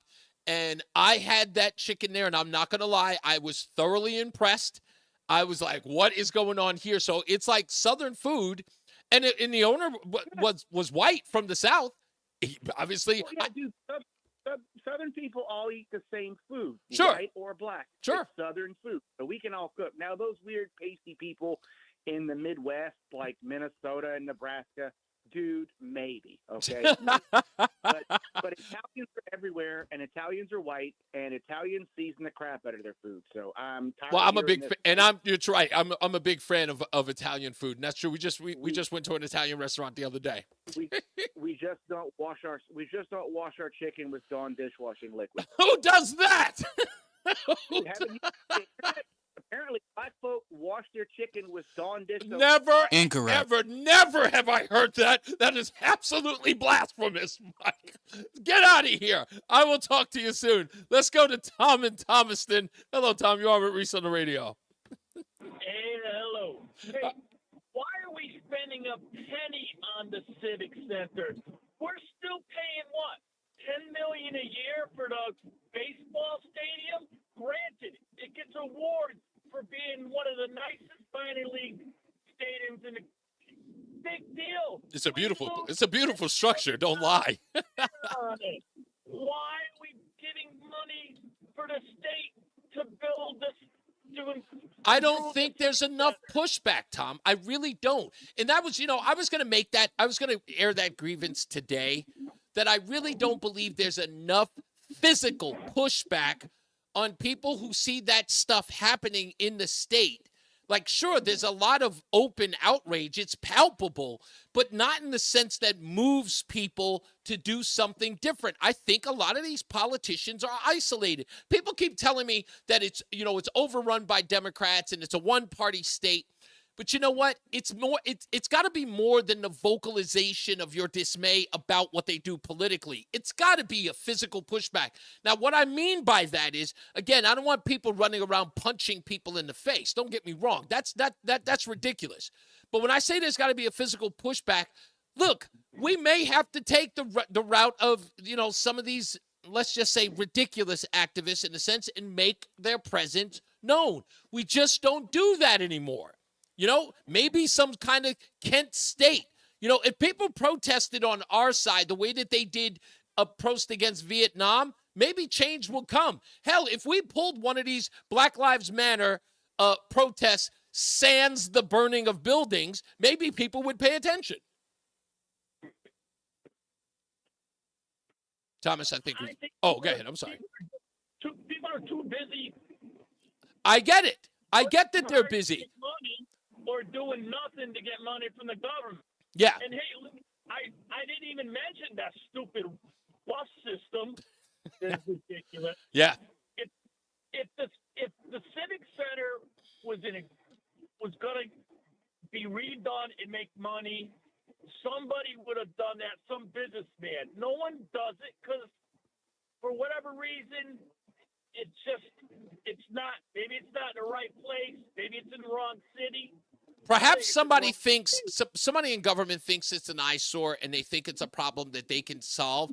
But the silliness of that is the fact that they would do it against the will of the people. And again, if you build it and no one comes, then is it not a waste of money? Exactly. Yeah, it's exactly right. Thank you, sir. I appreciate you. Let's go to Joe in New Hampshire. Hello, Joe. Hey, Reverend. I just got back from the precious metals outlet where I buy my precious metals. Mm-hmm. What'd you get, by the way? Calling. Has Frank from Woodbridge called? I haven't heard from you yet. I haven't heard from him yet. What Oh. precious metal did you get? Don't bury the lead. Well, no, I'm into silver big time. Oh, I okay. have some gold, but silver's more practical because if we go into a cashless, Fed dollar and everything's on your app, people are going to resort to silver and gold. It'll be a black market because the government won't know what you're buying, and people would prefer that anyway because you'll have to turn your cash in. All this is, if the Democrats win in November, it's a done deal come January, February. I've got audio. I've got audio to support that, Joe. It literally the one of the economics correspondents on CNN of all places said exactly what you said, and I got that clip for you too. Yeah, and the thing is, I've been hoarding silver for 30 years. I buy on the dips. Hadn't bought much lately because it had come down. But today, what a day. Yesterday and today. And I thought of Frank from Woodbridge because I just checked. It's $2,508 an ounce, all-time high, and it keeps making a new high every 5 minutes. Wow. And when you look at the imminent attack on Israel this weekend, because those peace talks went nowhere, if you get war breaking out, you'll see gold.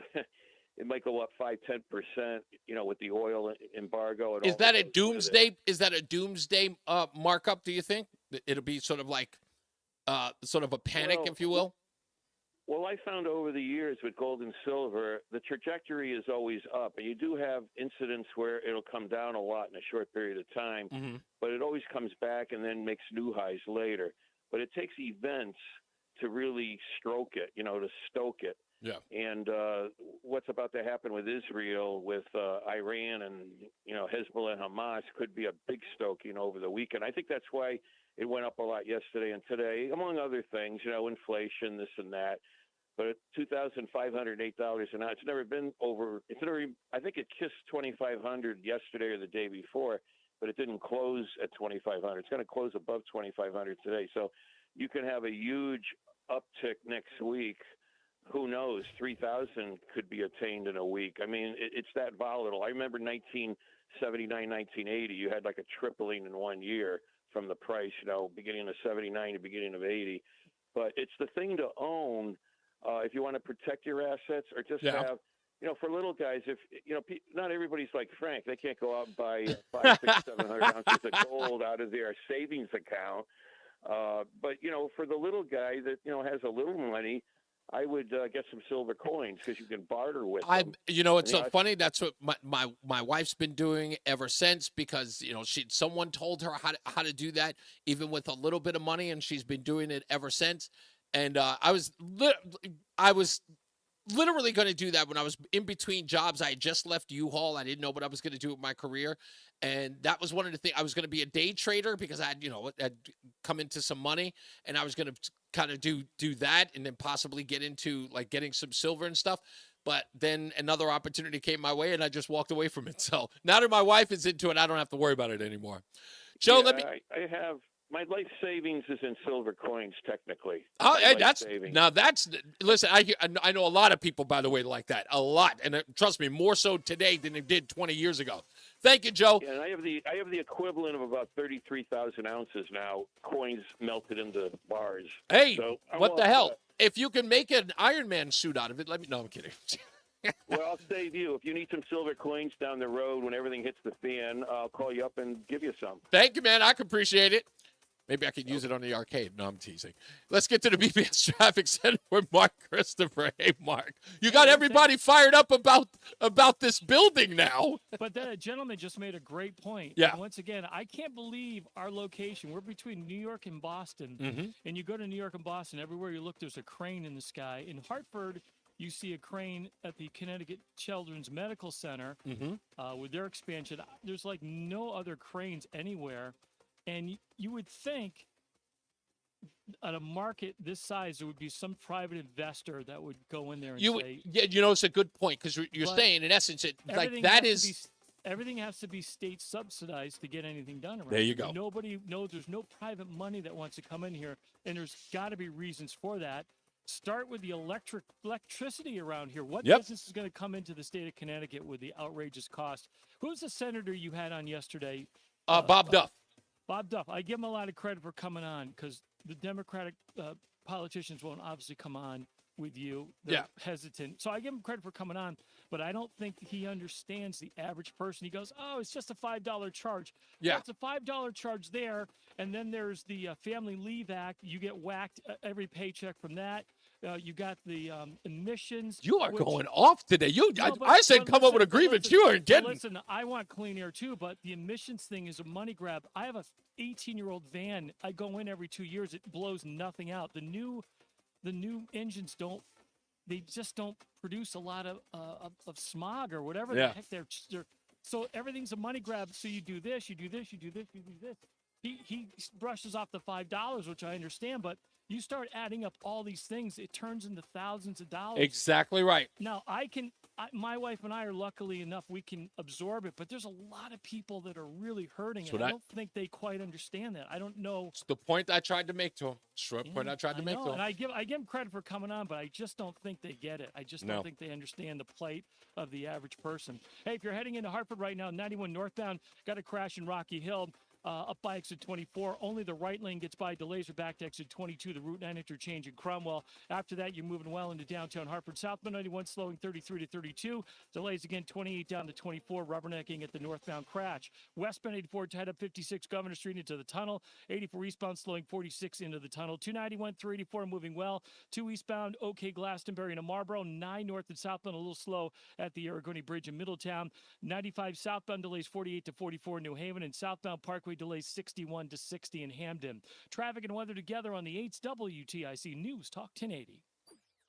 And now, a WTIC news update. 4:31. Since we ran out of time, I'll give you the forecast. Hazy, humid for the rest of this afternoon. We'll have highs in the Oh, throwing shots. 60s, mostly cloudy, and still humid on Saturday, 82. And then on Sunday, we've got a chance of a shower under variably cloudy skies with a high of 81. I'm John Silva, WTIC 1080 News. Legislative Republican leaders are urging a sit-down with Governor Lamont. They want to discuss the possibility of a special session to discuss skyrocketing electricity costs. New Haven County resident, the first human case of West Nile virus, that from DPH today. That person, a female in her 60s, has since recovered. Amtrak trains rolling once again between New London and Rhode Island with some slight delays following a train and truck accident in Stonington earlier today. Hartford Public Schools want to get the word out, and they'll be offering thousands of free backpacks to available city students. That comes up next Tuesday over at Duncan Park from 10 until 1, exactly a week before classes get underway for the 24-25 school year. Wall Street, Dow finished up 96, NASDAQ gained 37, S&P was up 11. Baseball tonight in TIC, the Red Sox and the Orioles, 6:05 right after the news here. Yanks begin a series in Detroit against the Tigers. The Mets are home to the Marlins. Eastern League, Yard Goats host Somerset at Duncan Park, 7:10 on the Odyssey app. And after the Olympic break, the Connecticut Sun back in action tonight. They face Dallas. For these stories and more, go to WTIC.com. I'm John Silva, WTIC 1080 News. Men, low testosterone causes a host of problems. These include a low sex drive, bad sleep patterns, unproductive workouts, decreased energy, brain fog, and more. But many men just attribute these symptoms to aging and don't consider that there are medical treatments that can give them back their vigor and vibrancy. This is Dale for Northeast Men's Health, and if you're feeling like I just described, it's time for you to treat that low T and change your life. At Northeast Men's Health, we're experts in treating low testosterone and other men's sexual health conditions. We've successfully treated thousands of men for low T and have seen the amazing difference that those treatments can make in a man's life. If you're feeling like the vast majority of men who are low T, within just a few weeks, you'll feel your energy return. That brain fog will go away. Your sleep will improve, as will your workouts, and your sex drive will be significantly enhanced as well. So make an appointment and make a true life change. Your initial visit is only $99 and includes blood work and a medical consult. And if you start on testosterone the day of your appointment, your visit is free. Call 800-930-5956. That's 800-930-5956. Or go to northeastmenshealth.com. We have 5 offices across the Northeast to serve you. For eligible individuals, 18 and older only. 1 minute. Details and important safety information. Coming in right after the drop, too. A little tinny. Okay, 2 seconds. Okay. With Jabra Enhanced Select's premium package, better hearing doesn't happen in a doctor's office. It happens at home, all done remotely from initial testing to adjustments. How are they sounding now? Fantastic. So much better. You get the same advanced hearing aid technology and professional support you expect from a clinic at a fraction of the cost. And if you have any issues, we'll make adjustments 7 days a week, no charge. Oh, you people are wonderful. Our premium package includes hearing aids, 3 years of follow-up care, plus a 3-year warranty with loss and damage coverage, and a 100-day money-back guarantee. I hear better than I ever thought possible. Save $300 on Enhanced Select 500 hearing aids automatically at checkout. Just go to jabraenhance.com/try. That's JABRA enhance.com/try. Here we go. .com/try. The airing of grievances. I got a lot of problems with you people. Now, you're going to hear about it. Well, there it is. Hey, that's right. It's the airing of grievances Friday here on NewsTalk 1080 WTIC. You know the telephone number, 860-522-WTIC, 860-522-9842. We're already in. Wow, an hour and a half in. So I got stuff to bring up. I got the Kamala Harris audio. I've got that CNN audio I was just telling Joe about, talking about the black markets that are going to be produced, or at least that will broaden if Kamala Harris gets her way. I also want to talk about Bernie Sanders and an interview he did with Theo Von, the comedian. And Theo Von is, I think he's incredibly funny. But this interview that he did with Bernie Sanders was so revealing that it needs to be listened to, I should say. I'm so used to the audio version of the show. I mean, video version of the show. And plus, of course, your comments as well. I got to say, I have been bugging Mark Christopher to do an airing of grievances for what has it been now? 3 weeks now? 3 weeks now I've been asked to do it, and boy, did we find one. Because this is, I've listened to Mark Christopher now for 2 years. Every time I filled in, and I would say a lot as of lately, but I would never imagine Mark Christopher to be so passionate about this, which to me shows exactly how elevated this issue has become with Eversource. And it's not, here's the thing, there's something that we're kind of missing here, sort of the underlying part of this. It used to be just food and gas. That was the focal point for about 3 years. Food and gas. Now it's electricity. And we're at a pivotal point where people are starting to ask themselves, what's next? And I think somebody called in and said it's like the most basic needs, gas and money. Gas to get to work so you can make money so you can feed your family. That's the cycle. And when all of those things, when those two things go up, it gets ridiculous. It gets really, really ridiculous in order for you to maintain some normalcy in your household. When those two basic needs become difficult for you to purchase. Now electricity comes in. Now, sure, not everybody had an air conditioner growing up. Lord knows I did. I remember growing up in a house that my mom kept every window open, and it was hot as blazes in the house. But we got through it. We got through it, God, and we couldn't wait until fall. But there are people who cannot live under those conditions, who need that air conditioning, and they can't afford it. And they can't afford those type of things. So trust me, Mark Christopher is not just in the BPS Traffic Center, but he's also, in this case, he's sort of illustrating exactly that it doesn't matter your walk of life. If it can agitate him, it can agitate anybody. And this guy, he's as straight down the middle as I've ever seen a guy on network. Let's get to Mark Christopher in the BPS Traffic Center. I love your passion today. Don't get me wrong. I don't know. I don't mean to be negative, but it's no. This isn't stuff is common sense stuff. It's like like I said yesterday, and I'll get off my soapbox. I think a lot of these things go through at the last minute because they always wait to the last minute, and these people. The people that vote on this stuff don't even read what's in the bills, and they throw all these things in. Nobody knows what's going on, and their leadership goes, just vote positive, vote up on this. And this is what happens. This is what you get. But again, the crazy part about the isolation and, of course, I guess in this case, the unchecked power, because they are, it's one-party rule no matter what. Exactly. Well, that's a problem. Yeah, it is. That's clearly a huge is. problem. Mm-hmm. Well, yeah. What are you going to do? But you know what? We can only blame ourselves because we're in charge of electing our elected officials. Indeed, we are. And the people that are in charge keep doubling down on what they're doing, and things get worse and worse. And people walk into the voting booth every November, and they keep hitting it. They see a D next to a name, they just hit it. They don't even think of the consequences. And I'm not saying every Democrat's bad, but man, they just keep doubling down on these things, and it gets worse and worse, and they keep getting reelected. quite understand it, but that's just me. Yep. If you're heading into Hartford right now, 91 northbound, you've got an accident up by exit 24 in Rocky Hill.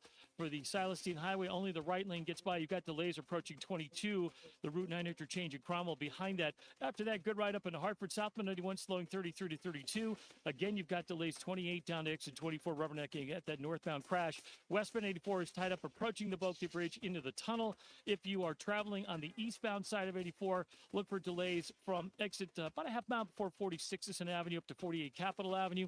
291 through 84 moves well east of the river. 2 eastbound's okay, Glastonbury to Marlboro. 9 northbound a little slow at the Aragoni Bridge in Middletown. 84 eastbound slowing by 18 in Waterbury. 84 eastbound also a little tight 10 to 11 in Newtown. South 95 slows 46 to 44 in New Haven. Traffic and weather together on the 8th WTIC News Talk 1080.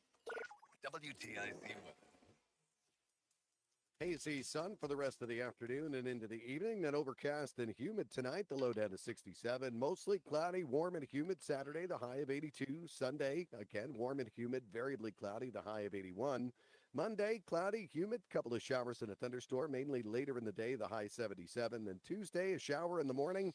Otherwise, the clouds breaking for some sun and a beautiful day. The high of 76. Right now, well, let's see. It's 81 in New Haven, it's 73 in New London, and it's 82 in Hartford. I'm meteorologist Jason Caterina in the WTIC Weather Center. Looking for the best ways to prepare for retirement? Then be sure to tune in to Johnson Brunetti's Money Wisdom with Eric Hogarth tomorrow morning at 8:30 right here on WTIC News Talk 1080.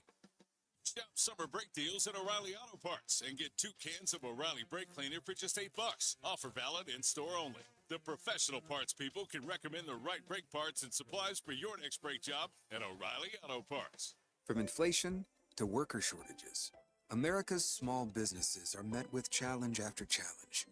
Now, a massive tax increase on small businesses is right around the corner. This will impact 9 out of 10 small businesses and lead to job losses, reduced wages, and an economic slowdown. Visit smallbusinessdeduction.com and tell Congress to stop the small business tax hike. Paid for by the National Federation of Independent Business. Do you 1 minute? Life clouded by doubt? Talk to California Psychics.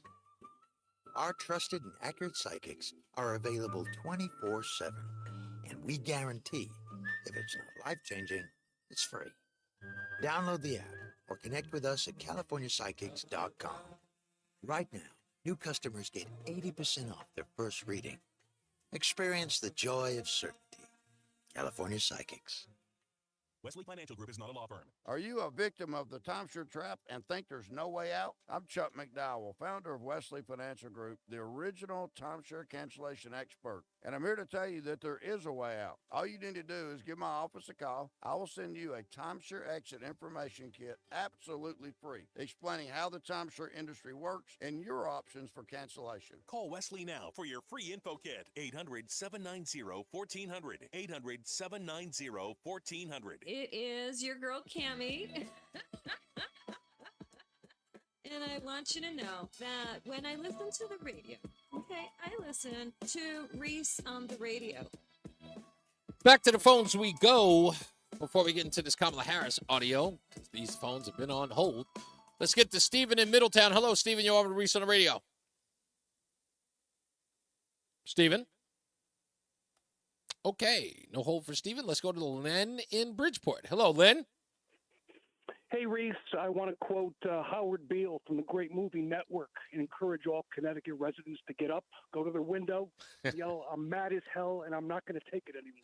God bless you, that's man. how everyone should be doing it to both UI and Eversource, and I want to let you know that I just paid my exorbitant UI bill today, and I did not pay the public benefit portion.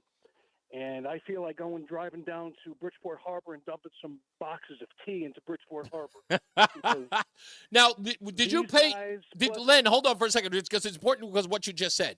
So when you paid your UI bill, did you pay it online, or did you pay it like by sending them a check, so to speak? No, I paid it online. Okay. And it was about $350, which was up from about $190 the previous month. The public benefits portion was about $50.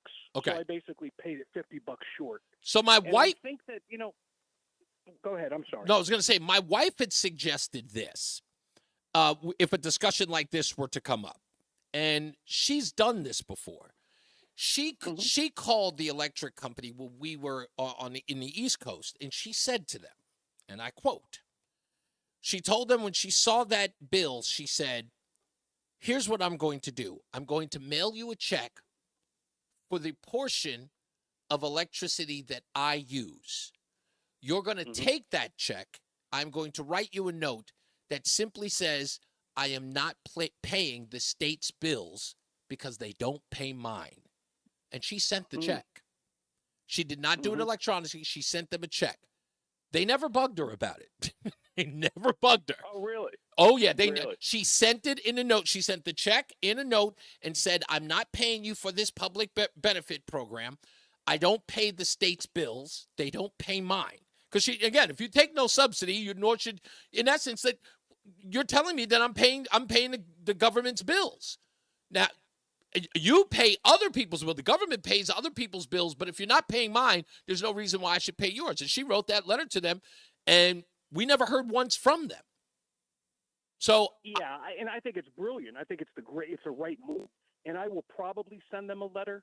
I'm guessing that they will, bill me back next month, telling them I paid short, and then they'll tack another public benefits, add-on to it.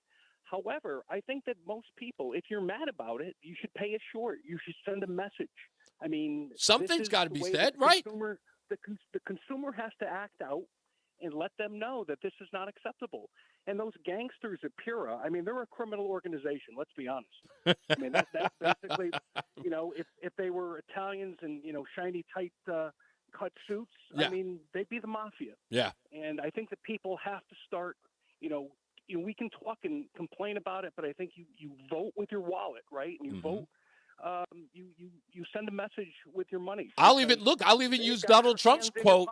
I'll use Donald Trump's quote as of late. People should start voting with their stomach, because right now that's exactly where, that's where the cuts are coming in the food you eat. Exactly. Yeah. It's a tough place. Thank you, Lynn. I really appreciate that. Thank you for the call. Let's go to Jeff, who's in Avon. Hello, Jeff. Welcome back. Hi, is this Howie Carr? And unfortunately, no. Oh, I'm sorry. Okay, bye. Is this the Howie Carr show? The who? Howie Carr show. No, he's in Boston. Where are you calling, Jeff? Right here in Connecticut. Yeah, okay, I'm sorry. Is he serious? Oh, he's funny. Can I give it up to him? I want to give a round of applause to Howie Carr. For those of you who know him, you know him. I'm just giving him a round of applause. That's all. That's just personal. Anyway, Kamala Harris. She gave a speech today, economic speech. I think I previewed it for you yesterday. This was the interesting part about her speech. And I think we played it at the top of the hour news break as well. Listen closely. As Attorney General in California, I went after companies that illegally increased prices, including wholesalers that inflated the price of prescription medication, and companies that conspired with competitors to keep prices of electronics high. I won more than $1 billion for consumers. By the way, that's nothing. So believe me, as president, I will go after the bad actors. In California, $1 billion is nothing. She might as well have said she got Missouri $5.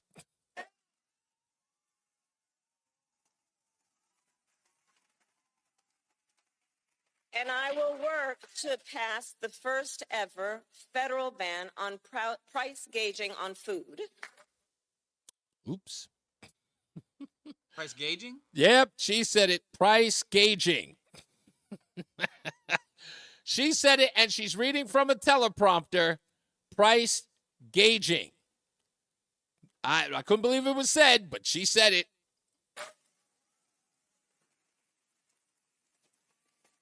My plan will include new penalties for opportunistic companies that exploit crises and break the rules, and we will support smaller food businesses that are trying to play by the rules and get ahead. Oh, you mean smaller business that will not be able to supply for the masses? We're just going to make sure the smaller businesses are there. Now, the interesting part is that a economics, she's an economics, I guess, correspondent for CNN. Her name is Rampell. What is Rampell's first name? I want to say it's Victoria. I could be wrong. But listen to what she said about this economic plan that Kamala Harris is laying out. Again, this is on CNN. Catherine, I read Catherine, your piece and I heard you just mention it. The federal ban on price gouging for groceries. You are skeptical of this. Why? Well, first of all, nobody can explain what price gouging means. That's a big part. It's like that old line about pornography. I know it when I see it, in the sense that what does it mean to have an excessive price or an excessive profit margin? That seems to be shorthand for a price or a profit margin that bugs me. That seems too high. So that's right. The government will be able to determine, based upon the business, what is too high and what isn't too high. It's arbitrary. So, it's very hard to pin down what this would actually mean. If you look at the legislation that, as I mentioned, is already in the Senate, led by Senate Warren and Senator Bob Casey and a slew of others, the particular way that this is written, which is likely to be the template for any proposal that Harris would eventually embrace, is especially bad in that it just bans excessive prices, grossly excessive profit margins, and says that the Federal Trade Commission can use any metric it deems appropriate to decide what that would mean, which basically says, like, it's not going to be markets, it's not going to be supply and demand that's determining how much your grocery store charges you for milk or for eggs. It's going to be some bureaucrat in D.C., which seems like totally unworkable, first of all, for the FTC to be deciding like how much Kroger charges for eggs in Michigan. But The expansion of government. Washington wants every bit of that. But it also would be very bad for markets. We've seen this kind of thing tried in lots of other countries before. Lots of other countries, Catherine Rampell? Which countries could they possibly be? For Venezuela, Argentina, the Soviet Union, etc. The enemy Soviet Union? It leads to shortages. It leads to black markets, plenty of uncertainty. And beyond that, the specific way this bill is written might actually increase prices because of some of the other language in it. Things like requiring public companies to disclose in their quarterly reports, their quarterly earnings reports, how they're setting prices, which is a great way to help them collude, which normally we don't want them to do. So again, this is on CNN, who's anticipating Kamala Harris's economic plan, which now is being said by their economics correspondent that it's going to be socialism 2.0, 4.0, 5.0, 10.0. To the phones we go, 860-522-WTIC. Kevin is in Connecticut. Hello, Kevin. You're on Reese on the radio. Reese, how are you doing? Pretty good, sir. Couple quick things. One, Biden is hiding. I kind of feel like you and Todd are doing the same thing. We got a little collusion going on here? No. Fair question. Anyway, Fair question. So I wanted to bring up the electric bill and this public give back and whatever it is. Yeah. I have solar on my house. And the way solar works is you work off of credits during peak times and stored. And then when you need more energy, you work on that reduction until net, and then you start paying more. Well, there's no way of monitoring that. Are they taking away from solar credits towards this public give back? And we don't know. And now I'm just going to be paying more for electricity, let's say in the wintertime when I'm making less solar. So just wanted to bring that to attention. There's a whole nother section. Wow, that is, yeah.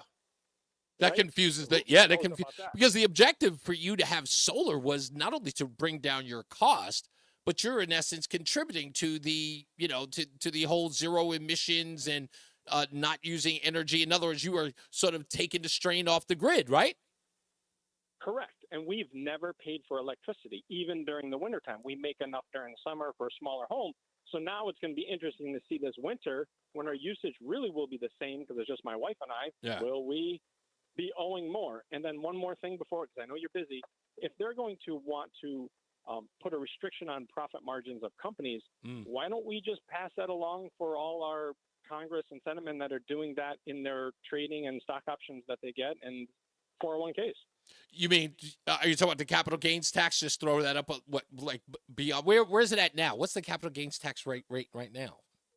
Should be 30, I think. Yeah, I think you're right. It's like hovering somewhere around 25 to 30. You're right. But if they want to see businesses and what their margin is and put a restriction on their margin, well, okay, the people that are making these votes, let's put a restriction on your margins and your profits that you're making on all these trades and inside stuff that we don't even have the ability to do. Maybe we can adopt Bernie Sanders' old speculation charge. Remember that? I don't even remember. Like, I was trying to figure that out for the longest. I'm like, how the hell do you tax speculation? Well, we'll end with this. If you can't convince them, you confuse them. Yeah, I guess so. Good point. Thank you, Kevin. Weekend. Thank you, sir. You too. Do I have time for Lori? I've only got a minute and a half. You know what? We'll try with Lori real quick. Hey, Lori, you on Reese On The Radio. How are you, dear? Hey, Reese. As you can see, I thoroughly enjoyed both watching and listening to the show via your Facebook page. But I have some grievances I need to air. How many? Can you get it in a minute? I need some term limits, not only for legislators, but for the Red Sox ownership. Okay, I'm done. A term limit for the Red Sox ownership. Yes. Well, that's what it's called, a contract for a reason, Lori. I mean, are you saying, wait a minute, you want sort of the owners to be switched out. Do you think the problem's with the owners, or you think it's with the hiring practices? It is with the owners. They are cheap as... Well, I would say, you know what, I would agree with you that they are cheap, but remember, there's probably a plan in place that they're not thinking about championships right now. Maybe they're just thinking about playoff runs. That's probably the reason why. There may be something else going on with the Red Sox front office that they're not thinking about, even. No. Listen, mister. I have another grievance. Yes. The plan that's in place. That's my next grievance. I don't care about the plan that's in place. Just put in people that so we can just build us a championship team like we used to have. Yeah. Thank you. What are you talking about? Wait, now, hold on. Thank you, Lori. But, Lori, I will say this. With all due respect with the Red Sox, we had an 86-year drought. After 2004, then we got 2007, and I can't remember what the ones after. But we had so many more after that. The Red Sox won a lot. What have we won, 4 in the last 15, 20 years? I mean, come on, that's a lot to win. It's Titletown again. I got to get the exact numbers. Negative. What, Boston's not Titletown again? No. What are you talking? Celtics just won. Celtics just won. Yeah. What are you talking about? It's negative. Yeah, why? Because the Patriots haven't won in a while? It's amazing. I'm a lifelong Red Sox fan. Of course. I went through a lot of heartbreak on 1975, 1978 with the Yankees. 1986. 1986. Bill Buckner shouldn't have been in the game. Yeah. Dave Stapleton should have been after Buck's fourth at bat playing first base, which happened that whole year. Exactly. But, it's funny because the John Henry ownership has brought 4 World Series to Boston, and they are so hated right now. Yeah, exactly. It's pretty ironic. Exactly. So we're talking 2004. That's 20 years. We got 4 championships. The Mets got nothing to speak of since the 2000. No, 2000. We went to the World Series. They went to the Subway Series. 2001. Was it 2001, the Subway Series, or 2000? I feel like it was 2000. I feel like it was 2000. Okay. Yeah. But yeah, they've had no exactly light in that franchise. The Red Sox have won a lot, but that ownership is not. They're not loved popular, right now, especially right now. Hey, I'd like to see the Red Sox sneak into the playoffs just to give these young players some experience for next year. I think exactly. That would go a long way. But right now it doesn't look good. Hey, if you're heading into Hartford right now, Reese, northbound side of 91, This traffic report being brought to you by Cape Cod Fence. We had an accident up in Rocky Hill up by exit 24. That has cleared, so you're seeing delays 22 to 24, but those delays will start to ease now. After that, good ride Hartford up into Windsor. Southbound 91 slowing 33 to 32. Again, you're going to slow 28 down to exit 25 S&N in Wethersfield. 84 westbound slowing in East Hartford approaching the Boca Bridge up to 47 Sigourney. 84 eastbound, you got delays 44 up to 48 Capitol Avenue. 291 through 84, that looks good east of the river. 2 eastbound moving well Glastonbury to Marlboro. 9 northbound slowing at the Aragoni Bridge in Middletown. 84 eastbound in Waterbury delays 18 to the Mixmaster. If you are traveling 84 eastbound in Danbury, you're slow by exit 3. Southbound Parkway delays 61 to 60 in Hamden. 95 southbound, you're slowing 46 to 44 in New Haven. Traffic and weather together on the 8th WTIC News Talk So 1080. if the gate is open, WTIC is 99 and kicks off a year-long celebration to 100 years on the air. This is WTIC and WTIC FM HD2 Hartford, an Odyssey station. 5 o'clock, Hartford temperature 82 degrees. Good afternoon, I'm John Silva, WTIC 1080 News. We will have mainly cloudy skies, humid overnight with lows in the 60s, and then a cloudy sky for Saturday with highs in the low 80s. Republican legislative leaders are again urging a sit-down with Governor Lamont to discuss the possibility of a special session in light of skyrocketing consumer and business electric costs. House GOP leader Vin Candelora and Senate Republican leader Steve Harding sent Lamont a letter today asking for the meeting. The leaders are suggesting that some of the state's surplus to offset government mandate costs imposed on the utilities, as well as electric vehicle charging stations. That surplus can be used to foot the bill for those proposals. The two leaders say Republicans offered proposals as far back as February, but Democrats and Republicans signed off on a deal to keep the Millstone nuclear power plant running. This week, PURA, the Public Utilities Regulatory Authority, approved an $80 million increase spread out on customer bills for the EV charging plan. A white Florida woman has been convicted of manslaughter in the fatal shooting of a black neighbor amid an ongoing dispute about children playing loudly outside her home. More from correspondent Jim Crisula. An all-white jury deliberated little over 2 hours before convicting 60-year-old Susan Lawrence of fatally shooting 35-year-old A.J. Owens, a mother of 4, outside Lawrence's Ocala, Florida home in June of last year. Prosecutor Rich Buxman told the jury Pay to shoot through that closed, locked, deadbolted metal door as someone who was banging on it and yelling, but posing no imminent threat. Lawrence, a white woman, faces up to 30 years in prison for killing her black neighbor in a long feud over the black woman's children. Jim Crisula, CBS News. Leader of a Democratic primary for state representative in Hamden is up by 2 votes. An automatic recount has now been scheduled for next Tuesday.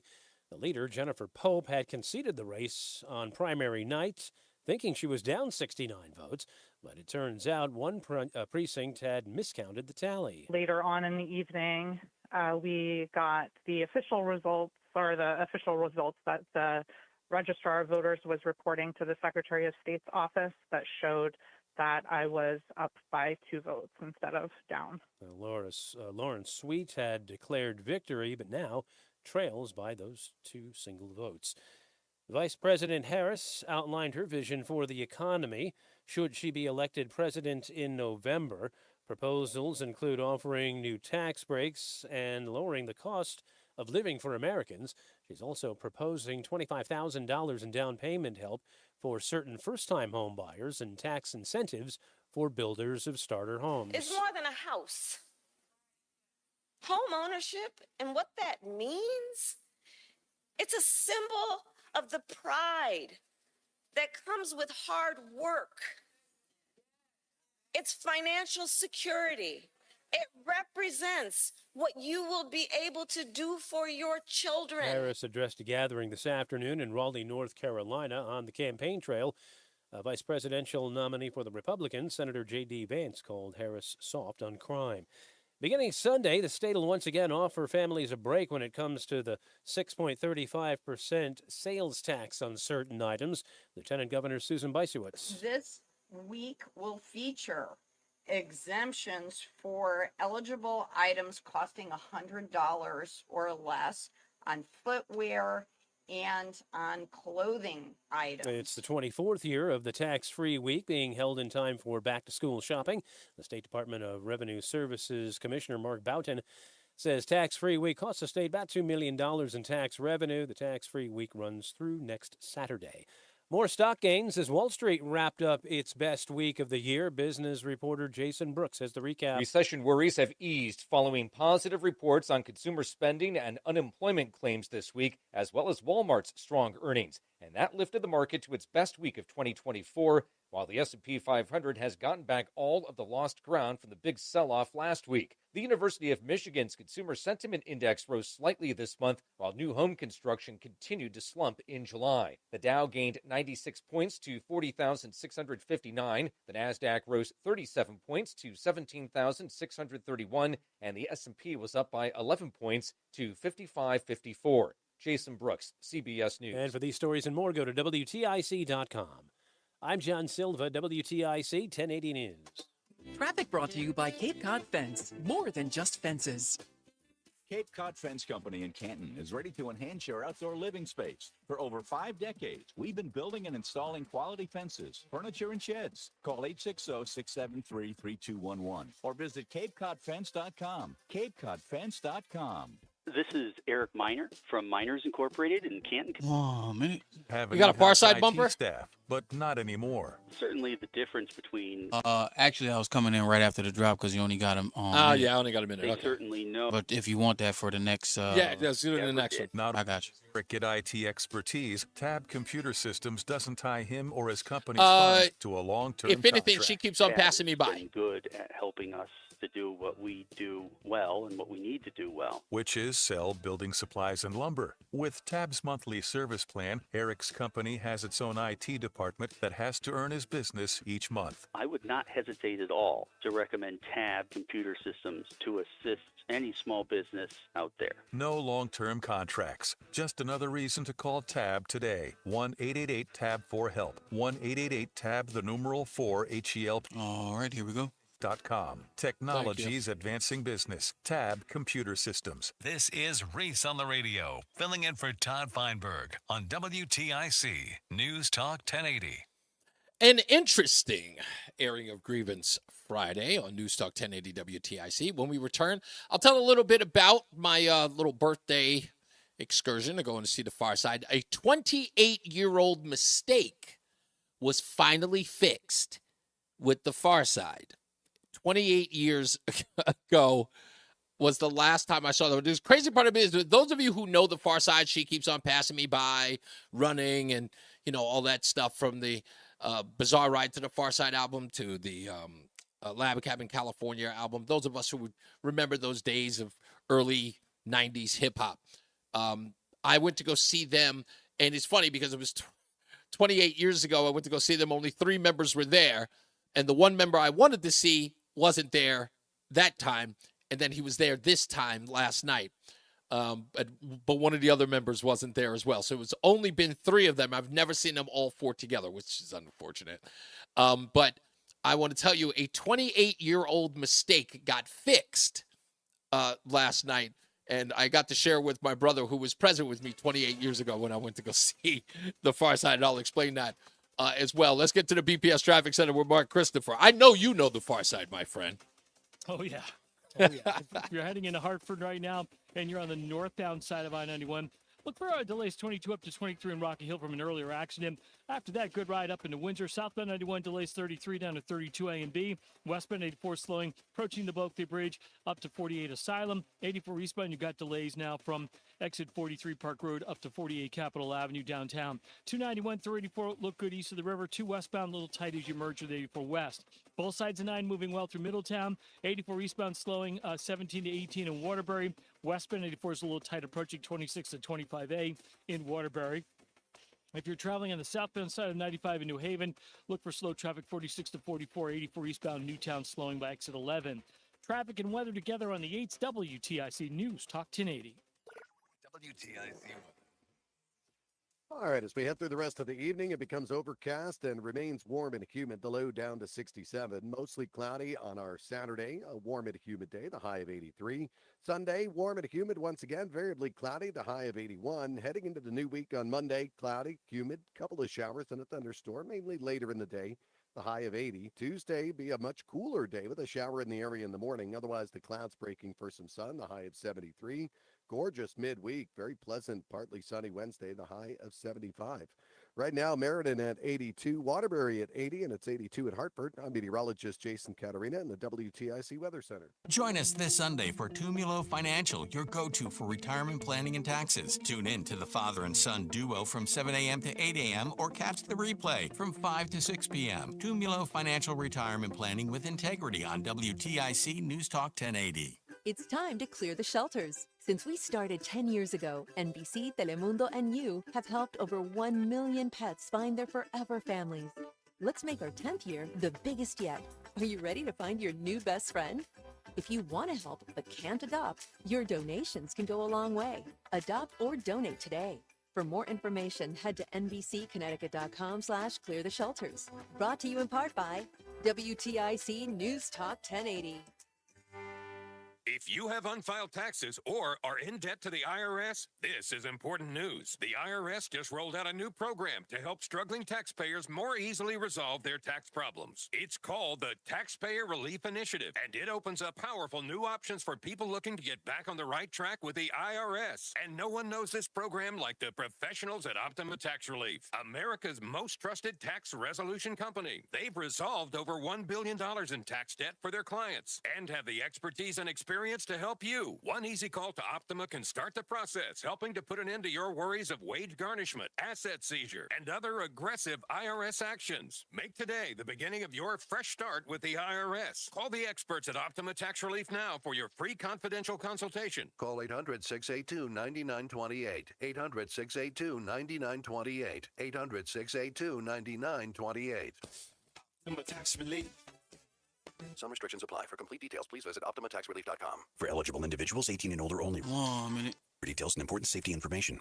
How are your hearing aids sounding now? A little tinny. Okay, 2 seconds. With Jabra Enhanced Selects Premium Package, better hearing doesn't happen in a doctor's office. It happens at home, all done remotely from initial testing to adjustments. How are they sounding now? Fantastic. So much better. You get the same advanced hearing aid technology and professional support you expect from a clinic at a fraction of the cost. And if you have any issues, we'll make adjustments 7 days a week, no charge. Oh, you people are wonderful. Our premium package includes hearing aids, 3 years of follow-up care, plus a 3-year warranty with loss and damage coverage, and a 100-day money-back guarantee. I hear better than I ever thought possible. Save $300. And 100 hearing aids automatically at checkout. Just go to jabraenhance.com/try. That's JABRA enhance.com/try. jabraenhance.com/try. the airing of grievances. I got a lot of problems with you people. You're going to hear about it. And we're back. It's Reese on the Radio, News Talk 1080 WTIC. The Far Side, Passing Me By, probably the biggest hit. Yeah. Although they ended the show with Running, which I think is a more popular song in the sense of people know that they ended the show with Running, but they were very early with this playing She Keeps On Passing Me By. I had an interesting thing, and it's going to be hard to describe on radio, but the best way to describe it for those of you who know the song, there's a last part of this song where Fat Lip, he's the last part, and he has that line where he goes, my dear, no, you do not know me, but I know you very well, and let me tell you about the feelings I have for you when I try. But anyway, that last part of the song, weirdly enough, Roseanne, my wife, is sitting in front of me. She's watching them perform. But right at that part that was coming up that I was singing, she turned around and she looked at me. And she tells me later that she saw me having the most fun she'd ever seen me have. I was in my own element. She almost felt like I had transformed back to the 90s at a concert. And she had turned around to look at me as that last verse was coming. Well, as the last verse was coming, the line in that song is to, the woman he is trying to court. And he says, She turns around just as he says this line. Now, mind you, the actual artist is above her on stage saying the lyrics, and I'm mimicking them. And so he says, damn, I wish I wasn't such a wimp, because then I would let you know that I love you so, and if I was your man, then I would be true. The only lying I would do is in the bed with you. So give it a try and consider the one who loves you clearly, who loves you dearly, loved me tender. The letter came back 3 days later, returned to sender. And she's watching me, and I'm acting out the lyrics while he's above singing it, and I'm mouthing the words. Well, by the end of that, and the song ends, because it ends right there, next thing you know, the crowd starts patting me on the back because they're watching me serenade my wife during the concert. I had completely forgotten where I was, and all these people patting me, they were like, oh my God, that was so sweet. And I'm like, okay. I had totally forgotten. But anyway, here's the stupid little story. For those of you who doesn't understand that, I apologize. Thank you for indulging me.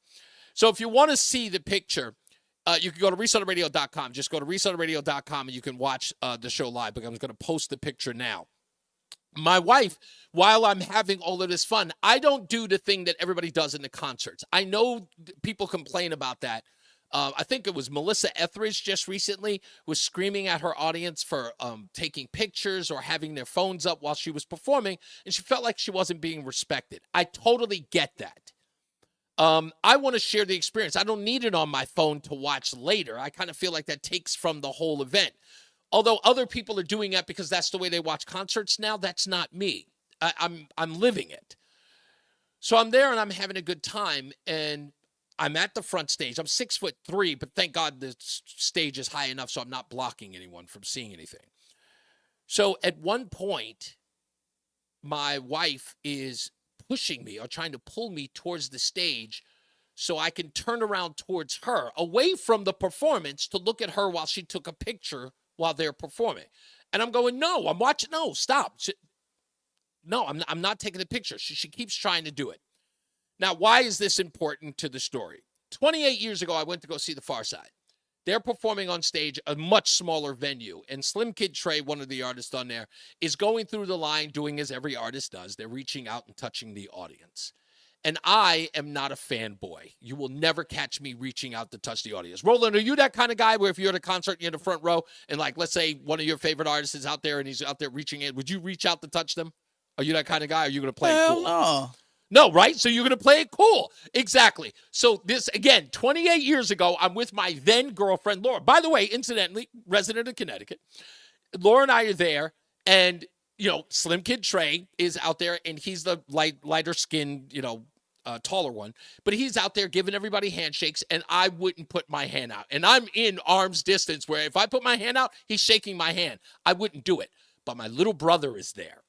And at the time, he's about 15, 16 years old, and he is reaching out like, he loves the Far Side too. I introduced them to him, so he's reaching out for Slim Kid Trey. And sure enough, Slim Kid Trey comes all the way down, and he stops just short of giving my brother a handshake. And he starts walking back in the other direction, and my brother's starting to feel defeated, and he's pulling his hand back. But just as he does, Slim Kid Trey turns back around and runs to my brother's hand and grabs him and gives him like a full-on handshake. It was much longer than everybody else he touched. My brother was so happy. It was his first real concert, and his favorite artist from the group shook his hand. And then after the night, my girlfriend, of course, Laura at the time, and my brother were ragging on me, just going, you were just too cool to put your hand out there. I was like, no, I'm not going to do it. I don't want to be that person who's reaching my hand out like some fanatic. I just don't want to. It's not a good look. I don't. So now let's, fast forward to last night. My wife is constantly pressuring me to push me towards the stage so she could take a picture of me with the Far Side performing behind me. And I'm standing there, and I'm like, I don't want to do this. I don't want to do this. Please stop taking a picture of me. I want to watch the show. Just as she takes the picture, and I look up, Slim Kid Trey, 28 years later, comes down and puts his arm around me while she takes the photo, and that's the photo of him taking a picture of me. So it's me stunned because I felt his arm, but I turned around to find out who it was, and it was none other than Slim Kid Trey, the member of the band who actually put his arms around me. And immediately at that point, I was crestfallen. I was like, I can't believe it. It's like, he actually, he ran up and he took the picture and he gave me something I never thought that I would want. And that's a picture with one of my favorite artists, but there it is. And so it really made the night. It was the perfect birthday gift to get a picture with a member of one of my favorite rap groups. And your wife is going to use that as fuel to say you need to listen to her. I know. Well, it is. But that's not even the worst part. I'll tell you what was far worse than that, Roland, was, again, my wife she's never heard of the Far Side. She knew one song, and that's the Passing Me By song, because She Keeps On Passing Me By song. Everyone knows that song. It was, again, I think it was a platinum single for them. Everyone knows the song. If you've heard it, you know it. So she heard that, but she knew nothing else about them. Well, all of a sudden, out of nowhere, we're sitting there and they're performing, and she looks at me and she goes, "Who's that one?" And I go, "Slim Kid Trey." And she goes, "Oh, he's not slim anymore." And I was like, "No, he's older now. He's not thin. Of course, he's a grown man now." Well, all of a sudden, he starts singing, and a lot of their music is Slim Kid Trey's, singing. He does a lot of singing in the group. And the next thing you know, my wife is taking pictures of him, fawning over him, screaming his name. "Trey, Trey." I'm sitting there, I'm like, "Hello, do you see me? Do you not see me here?" She goes, "He's so cute." I'm like, "Hello, your husband right here." She was like, "Okay, he looks beautiful. I didn't realize how adorable he was." She goes, "And he can sing. He sounds so great." I'm sitting up there going, my goodness, I could have come to this concert by myself. And she's in the back laughing now. I could have come to the concert by myself. I didn't need her there. And here's the worst part. Roland, this is my airing of grievance today. To make it all insane at the end, my wife does something I'm not a big fan of. Whenever we go someplace and we meet someone, she will hand out my business card. So we'll be meeting somebody or talking to someone at dinner. We'll get in a conversation with other patrons at the restaurant. She will turn around and go, "Well, hey, here's my husband. He's a talk show host. He has his own podcast. Here's his card. Listen to his show or watch his show." So I always get a little, sheepish about, I'm really, really nervous about that. I'm like, please, you don't know their politics. They might listen to the show and end up hating me. I don't want to really get into that kind of stuff with them. Let's just have a good time. But no, she's got to hand out the card. "I'm trying to grow your listenership. I'm trying to grow it." I'm like, okay, fine. Now, mind you, we had just spent an hour and a half watching this group on stage with her fawning all over him, evident to the other members of the audience. Like, she is screaming, she is raising her hand. At the end, when it's over, the Far Side is going back and forth, signing autographs, giving everybody handshakes, saying, "Thank you guys, thank you for your support." And my wife gives Slim Kid Trey a card. To which I say, in my head, "Sweetheart, everybody in here thinks you just gave that man your telephone number. Do you know that? Like, do you understand?" Even Slim Kid Trey, who received the card, looked at it, like trying to figure out who it was. Now she is over here thumbing to me, saying, "No, that's his card." But I'm like, no one thought that. You give him your card. He thinks you gave him a card for your telephone number. Like, you don't do that. Just don't. But, I hope Slim Kid Trey is listening. No offense, but The airing of grievances. I had to, no, that's not what I wanted. I wanted that. I just want to thank my wife for thinking of me. Maybe he'll call. Maybe. Who knows? If he does, I'll tell you all about it. If he doesn't, that'll be enough. Maybe he'll get the voicemail and realize, oh, that's definitely not her number. Hey, you rather have her than don't have her, that's for sure. She got your back, so you rather have her than not have her at all. But I think, look, if she were to give my card to, somebody in the business, like, who probably, might listen to the show and be, like a big follower, and that would in some way make me famous through osmosis or something like that, I would be looking at her going, okay, it was a good idea. But at the time, it just looked weird for my wife to be handing another man a card, and he's looking at it. And in my head, I'm going, that if under any other circumstances, that looks like a woman slipping you her number. That's what it looked like. So I didn't even know how to take that. So, but I mean, when she handed it to him, the first thing that ran through my mind, Roland, I said, "What the hell did you just give him?" She goes, "Your card." And she said it like I should have known. I was just like, oh. I wanted to be angry. She didn't draw a smiley face with a wink on her back. Oh, Jesus, I hope no. So you're good to go. Well, the card doesn't have enough room to even do that, so I'm actually kind of happy that didn't happen. But I just thought, things being what they are, people can take something the wrong way. And the way he looked at the card, which, maybe I could be just adding something to it, right? Nah, he thought he had one. Right? When he got the card, he looked at her, he was like, oh, yeah, I got one. Exactly. In my head, I'm saying to myself, that's exactly what he thought. I mean, he's in the business. Clearly, there are groupies, without a doubt. But, the way she did it, I just, in my head. Now, I know my wife. Now, thank God I have such a relationship with my wife, I can express that to her, and I just go, look, what are you doing? And I was like, do you know what that looks like to everybody else? And then when she thinks about it, she was like, no, but I told him it was your card. I'm like, he can't hear that with all of this music in here. It's like loud. Like nobody can hear that. So anyway, but that's my grievance. It's like, no, you do that afterwards, And as we're leaving, she's still shouting for him, waving her hands at him. Slim Kid Trey, you guys were great. And I'm saying, can we go now? Can we just go? I wanted to get out of there so bad. She didn't ruin the experience. It was trust me, I had a great time. I'm not complaining. I had a fantastic time. It was a birthday gift from my wife, so I really, really enjoyed it.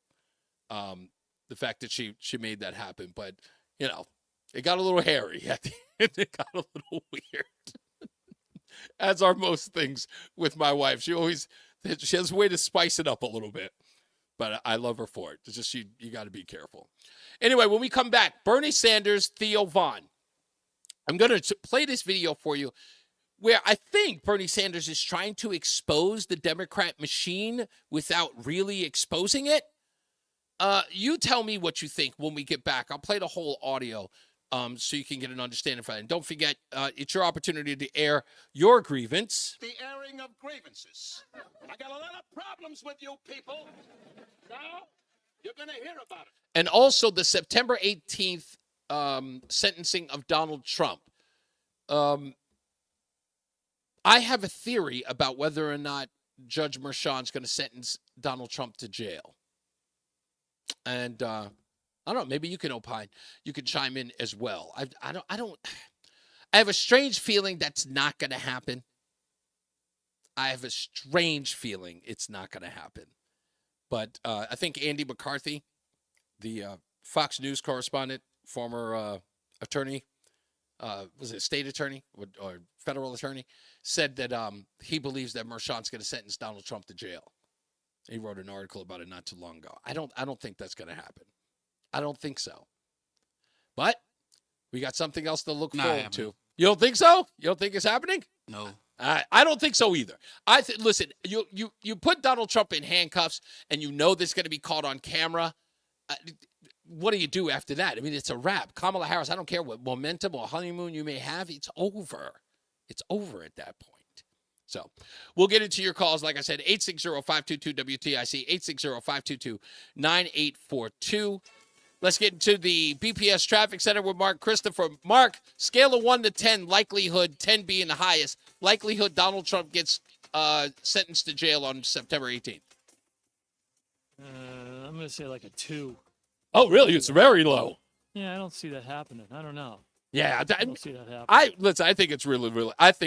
Merchan he doesn't look like a good guy if he does it. So his reputation, for some odd reason, I think that guy's concerned about it. Yeah, That's just I do too. I mean, yeah, I just think there would. I don't know. I'm not a legal scholar by any stretch of the imagination, but it doesn't seem like this rises to the level of going to jail. So yeah, listen. Don't get me wrong. I may not be a legal scholar, but I do have a degree from Law and Order. Yes, you do. Yes, you do. Let me tell you, nobody's seen more of the streets than you, my friend. That's right. You know how it works out there. So that's correct.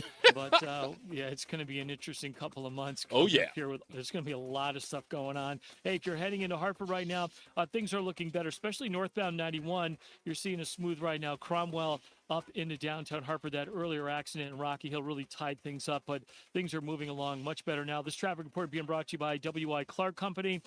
So looking good there. Southbound 91 slowing 33 down to 32 A and B. Westbound 84 slowing approaching the Bulky Bridge into the tunnel. 84 eastbound, you've got delays from 44 Prospect Oakwood up to 48 Capitol Avenue. 291 through 84 okay east of the river. 2 eastbound moving well Glastonbury into Marlboro. Quiet Middletown.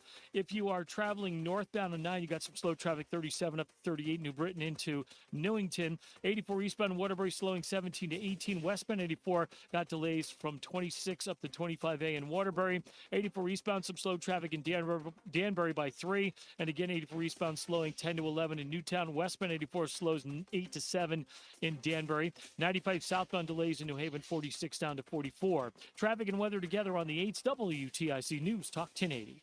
W.I. Clark. Call us or find us online at wiclark.com. W.I. Clark provides superior equipment, parts, and service to the construction and landscape industry across Connecticut. We represent great brands like John Deere, Wirtgen, and Leeboy, and our employees have been the key ingredient behind our success since 1925. Online at wiclark.com. WTIC weather. Partly sunny, warm and humid this afternoon, the high of 87. Then tonight, under overcast skies, it remains mild and humid, the low down to 67. Mostly cloudy, warm and humid again on our Saturday, the high of 82. There'll be a light breeze out of the southeast. Sunday, humid with variably cloudy skies, the high of 81. Cloudy and humid Monday with a couple of showers and a thunderstorm, but mainly later, the high of 77.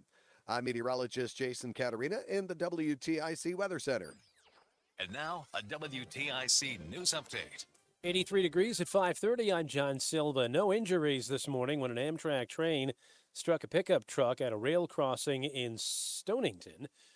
Crash occurred at the Island Road crossing. Service between New London and Kingston, Rhode Island was impacted for a time, but has since been restored. First human case of West Nile virus in Connecticut has been reported. The Department of Public Health saying the person fell ill earlier this month, a New Haven County resident, female in her 60s, who has since recovered. Police in New London say a credit debit card skimmer was found recently at a city supermarket. The find made at the NSA market. Police are advising customers to check their bank statements carefully. Hurricane Ernesto charging toward Bermuda, with officials saying the British territory could be in the middle of big trouble, and they're opening shelters and closing government offices. This after the storm made a mess in Puerto Rico. Category 2 storm located about 215 miles southwest of Bermuda. As opposed to what? Sales tax-free week in Connecticut begins on Sunday. Clothing and footwear under $100 will be exempt from the 6.35% sales tax. Wall Street closed the week in positive territory. Dow finished up 96 points, the Nasdaq gained 37, and the S&P was up 11 points. Red Sox baseball tonight on TIC. Sox try to bounce back against the Orioles. We'll have it at 6:05 right after the news. The Yankees open a series in Detroit against the Tigers. The Mets are home to Miami. Eastern League, Somerset takes on the Yard Goats out at Duncan Park. That's a 7:10 start on the Odyssey app. And the WNBA back in action after the long Olympic break tonight. The Connecticut Sun take on Dallas. For these stories and more, go to WTIC.com. I'm John Silva, WTIC 1080 News. You know, pain from arthritis is awful. Bone on bone, constant pain. It can rob you of so much of the stuff you love to do, but there are effective ways to deal with that pain, and I'm not talking about drugs or surgery. Brian Shackman here. There are exciting new cellular therapies that can get you lasting relief, and the place to go is QC Kinetics. They use cutting-edge treatments. They accelerate your own body's healing properties, revitalizing your joints so you can move again. If you're living with chronic pain, whether it's from arthritis or injury, you need to know steroids and surgery and pain pills are no longer your only options. Learn how QC Kinetics can use advanced regenerative medicine to treat the pain, enhance your joints, restore your mobility, and give you long-term relief with no downtime. These guys have made thousands of people happier. The local medical professionals at QC Kinetics, they're ready to help you with this regenerative, restorative cellular treatments for your achy joints. It's the future of medicine. Consultations free. Check them out. 860-440-PAIN. Again, it's 860-440-PAIN. It's QC Kinetics. They're in Avon, New Haven, and Glastonbury. And that number one more time, 860-440-PAIN. Prescriptions required on. Wait a minute. Healthcare provider who will determine if appropriate. Restrictions apply. See website for details and important safety information. Subscription required. Price varies based on product and subscription plan. Hey guys, did you know there's a generic form of Viagra that works just the same but is 95% cheaper? And you can get it online at hims.com/joy. Through HIMS, you'll get a free medical consultation to determine the ED medication that's best for you, discreet shipping if prescribed, a 100% online process, and a range of treatment options, including trusted generic alternatives to the name brands, at up to 95% off. ED is personal, and at HIMS, so is treating it. Just go to hims.com/joy and get connected to a licensed medical provider online for free, with zero copay, no expensive appointments, and no awkward face-to-face conversations. To start your free online visit, you need to go to this exclusive address, hims.com/joy. That's hims.com/joy for your free online visit. hims.com/joy. You're listening to Reese on the Radio. Filling in today for Todd Feinberg on WTIC News Talk 1080. The airing of grievances. Grievances. I got a lot of problems with you people. Now, you're going to hear about it. Ah. Well, we're almost about to call it a day. Don't forget to check out the Reese on the Radio Sunday show. Call it a week. Yeah, right? Wow. Yeah, that's the sad part. I'm like I said, I'm not a big fan of the weekend. I'm not. Thank God I have work, so I have something to do. It's people not working. They don't answer the phones on the weekend. I'm not a big fan of that. I don't know. I'm a weekday guy, not a weekend guy, because then my wife wants to. She wants to go to brunch. It's a brunch. Thank you, Fritz. I did get it, and I'm gonna work on that. By the way. Craig says, I thought listening to Hillary for 4 years was awful. Listening to Campy is like being waterboarded. Price gauge, although not as bad as Army Corpse. I'll tell you, that one will always bother me. Army Corpse. Yeah, that's that was a true one. I don't like the weekends. It's and I know everyone who does likes them. I know what they do. I listen to a lot of stuff during the week, and they're not on the weekend. So that thank God I can at least go back and listen to it and stuff. But the weekends for me are slow. There's like a slow pace. People are more relaxed. I'm a busybody. I'm a New Yorker. I'm on the go. I feel like, slow is death. That's for me. I've got to be active, So thank God I have something to do on the weekend, and I've got at least 5 hours to do it. So I'm going to be very energized to get it done. Susan says she listened to Drop by The Pharcyde. Not bad. Great song produced by Jay Dilla and the late Jay Dilla.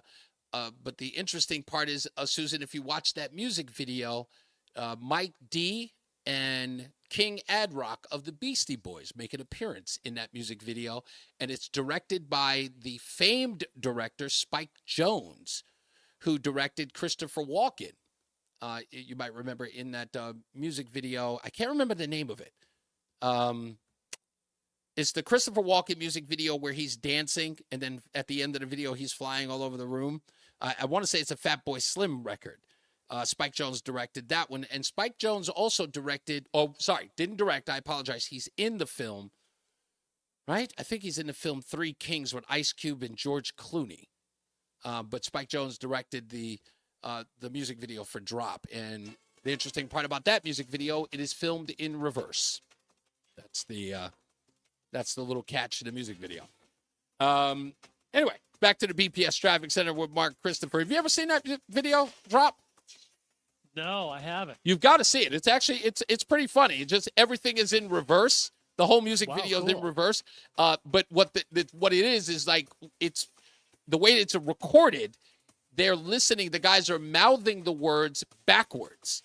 So in essence, God. so That's not easy to do. It is not, and it's weird because if you actually watch it, you'll see them mess up on the video. So they're listening to the audio backwards and trying to mouth it backwards in the music video. And when you watch it, you'll finally realize, oh, this is filmed backwards, because you'll see them, like, instead of falling off of a car or jumping off of a car, you'll see them sprint up and jump on a car like superheroes. It's an amazing video to watch. And what's it called again? It's called Drop by the Far Side. I'm going to Google that Yeah. when I get off with you right now. Yeah. Well, thank you very much, Reese. Good afternoon to you, and good afternoon, everyone. And if you're heading into Hartford right now, still seeing some slow traffic, 84 eastbound from 44 Prospect Oakwood up to 48 Capitol Avenue. Westbound 84 tied up East Hartford, approaching the Bulkley Bridge to 47 Sigourney. 91 southbound delays 33 to 32. Another bump down by exit 28. Northbound 91 moving well, Cromwell through downtown up into Windsor. 291, 384 okay. 2 eastbounds moving well, Glastonbury to Marlboro.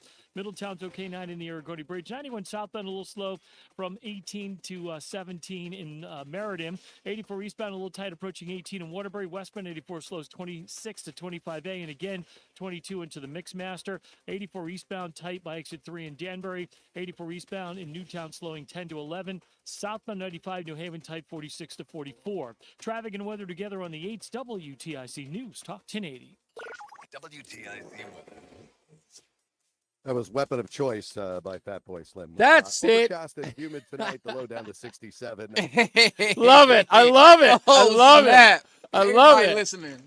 12 miles an hour. Sunday, warm and humid, very That's what they always say. You never know who's watching. That's right. humid again. A couple of showers and a thunderstorm, mainly later in the day. The high of 80. Then cooler Tuesday, a shower in the area in the morning. The clouds break for some sun later in the day. The high of 73. Right now, Waterbury 79, Danbury at 81.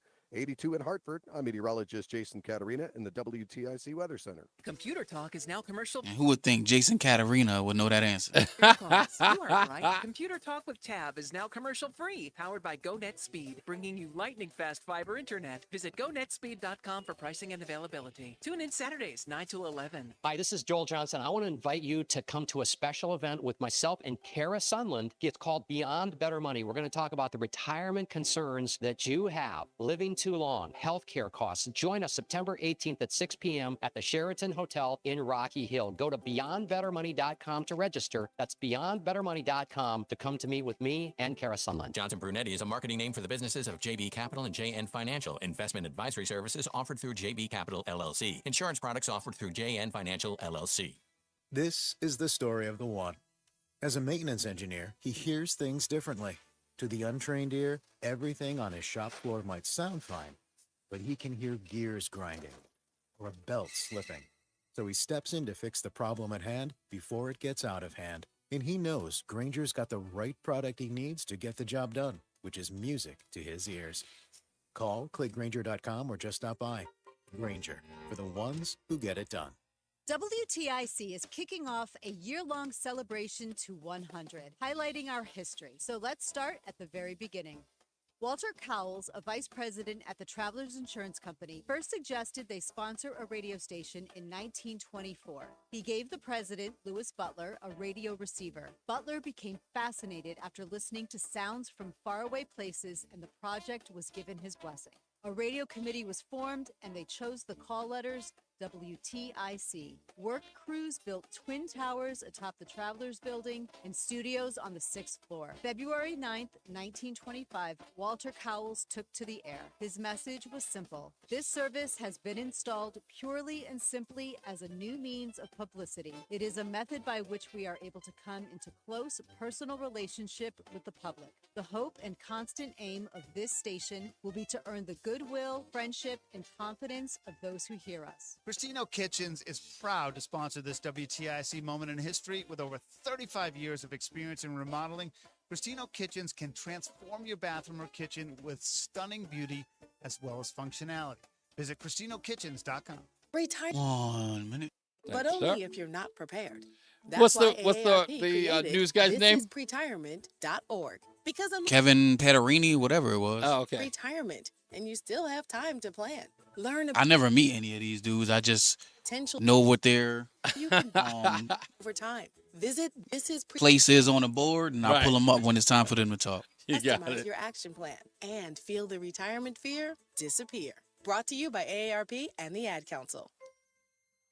Space may be the final frontier, but it's also what a lot of us lack in our basement or garage.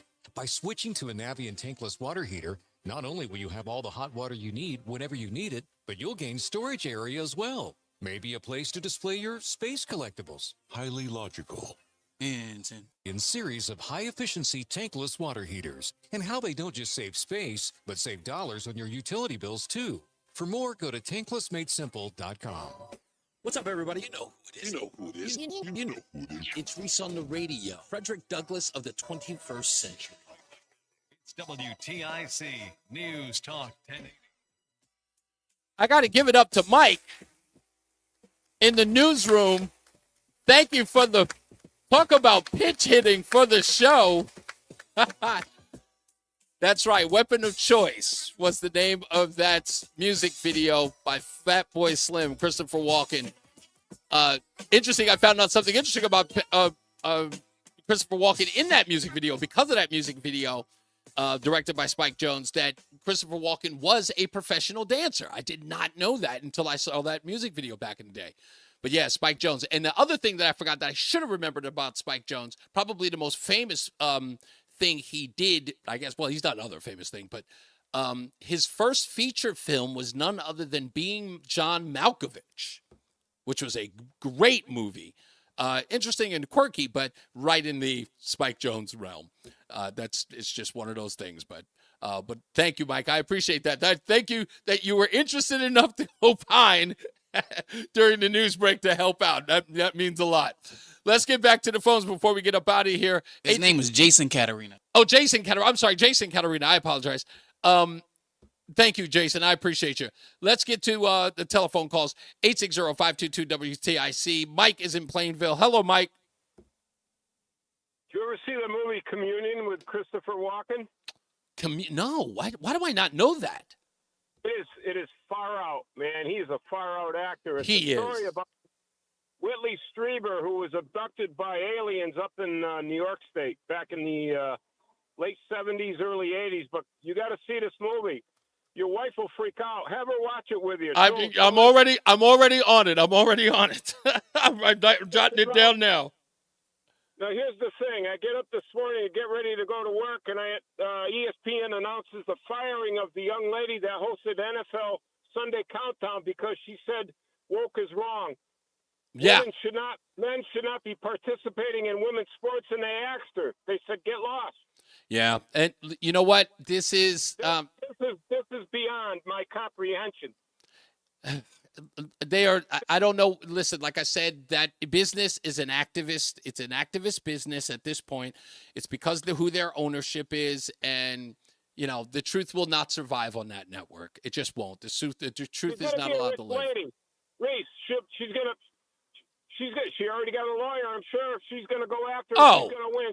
With a smile on her face. But the beauty of it is look, their loss is going to be, either Fox Sports or Outkick's win. Because, I think Outkick is like a Fox-owned outlet now, and they're one of the biggest or the largest growing sports outlets right now. So she's gonna have a job in no time.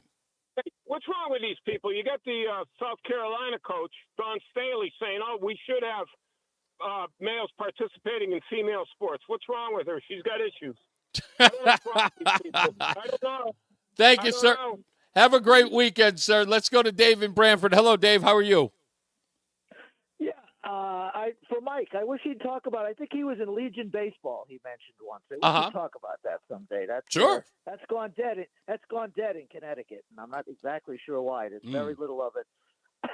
The subject of the week, I'll touch on briefly: the nuclear power that we're paying for. Yeah, via Millstone. that public benefits charge. Yeah. I think it's awful the way that what is generally called the generation charge, which is what Eversource, when they buy the electricity from all the different suppliers. Right. And it goes through ISO New England. And so minute by minute, we buy our kilowatts from here, there, wherever we can get it when we need it. But we don't break it out separately, what we paid and how much to get some wind electricity and some natural gas electricity and some solar and some cogeneration, and maybe we can grab some cheap hydro out of Canada. They do not break it down. It's all in the generation charge.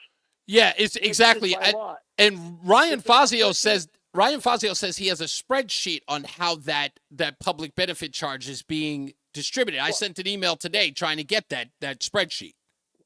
Well, here's the point I wanted to make. So, and it washes in till we get the rate, which is about 13 cents a kilowatt hour. For, right. The average that all we're buying. But the nuclear, because we've signed a long-term contract, so they can not shut the plant down. Mm-hmm. That one is broken out separately in the public benefits charge. Mm-hmm. And everyone's heard about that 5 cents a kilowatt hour that we pay them wholesale guaranteed. Yeah. And they break it out separately. I think they did that on purpose to make people not like nuclear power, as if it's more expensive than the wind energy that we're paying for, which it is not. But because it's broken out separately, and it never used to be, now everyone points to that, which is, they say it's like 20% of the bill, and everyone says bad nuclear. Yeah, yes, the whole bait and switch, yeah.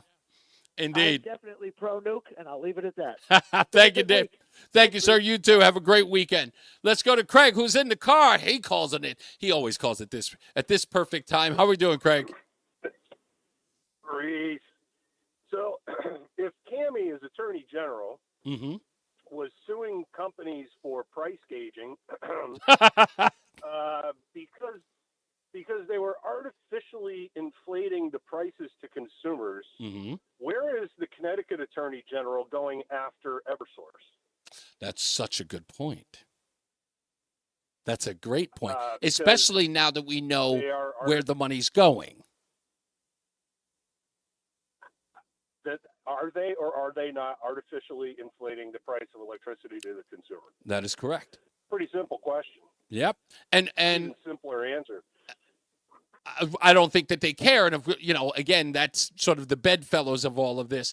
The people who should be saying something or at least investigating it are kind of in bed with the entire, with the entire sort of screw around, if you will. Well, I don't like giving political advice, but if William Tong has aspirations of a higher office, this would be a pretty darn good way of getting there. Yeah, Well, remember his political aspirations, if they are to be fulfilled or achieved, he's going to have to scratch the back of the people who are going to get him there. I wouldn't trust that man listen to me, I wouldn't trust that guy to tell me his real birth date. Okay? No, I wouldn't either. But I want somebody advocating for the consumers. I got to tell you, Reese, I had an employee that really struggled during COVID. And our industry got hurt hard. And these people weren't making any income whatsoever. And he couldn't pay his electricity bill for months and months and months and months. I helped him out a little bit. Yeah. But you know what?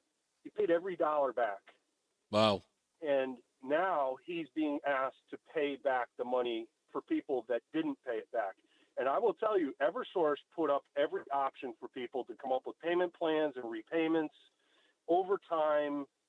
The people that didn't pay that we're paying for now mm-hmm. didn't want to pay. And that's, what, the worst part about what you're talking about, Chris, here was in that structure, you had two choices, right? You could pay part of it or maybe even ask for a structured plan to pay off the electricity. But the other option was pay nothing because we're not. And in fact, that's the more attractive one during a pandemic where people are struggling. Maybe your industry is closed down. You have no way to pay your bills. But when you give something that absolute to the customer, look, we don't want to say that people are bad actors just based on the fact that they are. However, if you give someone an inch, they always take a mile. It's just innate. Just is. Now, are there a few people who just go, nope, I'm not going to take any of that because I could be lured into abusing it and I know my limits? Sure, there are people who go, nope, I don't believe in owing anybody nothing. They've got their scruples. I ain't going there. Nope, if I'm paying my bill every month because I don't want anybody coming back to ask me for anything. But there are people who take advantage. Go ahead. I don't want to end my calls. I don't want to end my calls for the week on a sour note. So okay. Christopher Walken was awesome in Biloxi Blues. Yes. Had some of the funniest scenes I've ever seen. Just watched that with my wife. I think, in my opinion, he had one of the funniest skits on SNL I have ever seen. Do you remember that with a champagne? What's that? He played this eccentric playboy that every time he said champagne, it was champagne. Oh, champagne. Yes, exactly. You've got to go back and watch that. I am going to. People always mention cowbell, which, by the way, I heard he hates that skit. But Christopher Walken had another skit that I've never seen it. It's with Tim Meadows, and it was about the census. And Tim Meadows is a census taker who comes to his door, and he's asking Christopher Walken how many people live in his house. And Christopher Walken, I think, begins by saying, he goes, how many people live here? And he goes, it's about 88 people. and Tim Meadows goes, what? And it's this exchange that goes back and forth between them. And to watch Tim Meadows keep a straight face while Christopher Walken is telling him these outrageous answers to the census taker is just the funniest thing to watch. Somebody put it on my page and said, watch this. This is the funny thing you're going to watch. And I went, Tim Meadows in a funny SNL scheme? Because I don't think Tim Meadows is funny. This was funny. That Christopher Walken was classic. Well, Walken he mastered every type of acting. He could do the straight. He could do the creepy. He could do the funny. He is amazing. Hey, brother. Yeah. The goods are in the mail. Oh, okay. Thank you. I appreciate that, Craig. By the way, last thing I'll say about Christopher Walken is if you ever want to hear a great story about Christopher Walken is such a great guy that he doesn't have to be there for the story. But listen to any story that comedian Jay Moore tells about Christopher Walken, and it will always, you get transformed into the moment that Jay Moore is talking about when they work together, and it is always hilarious. Jay Moore tells the greatest Christopher Walken stories ever, and because Jay Moore does such a great Christopher Walken impersonation, it's the funniest thing to hear because you know it's true because of how outlandish it is.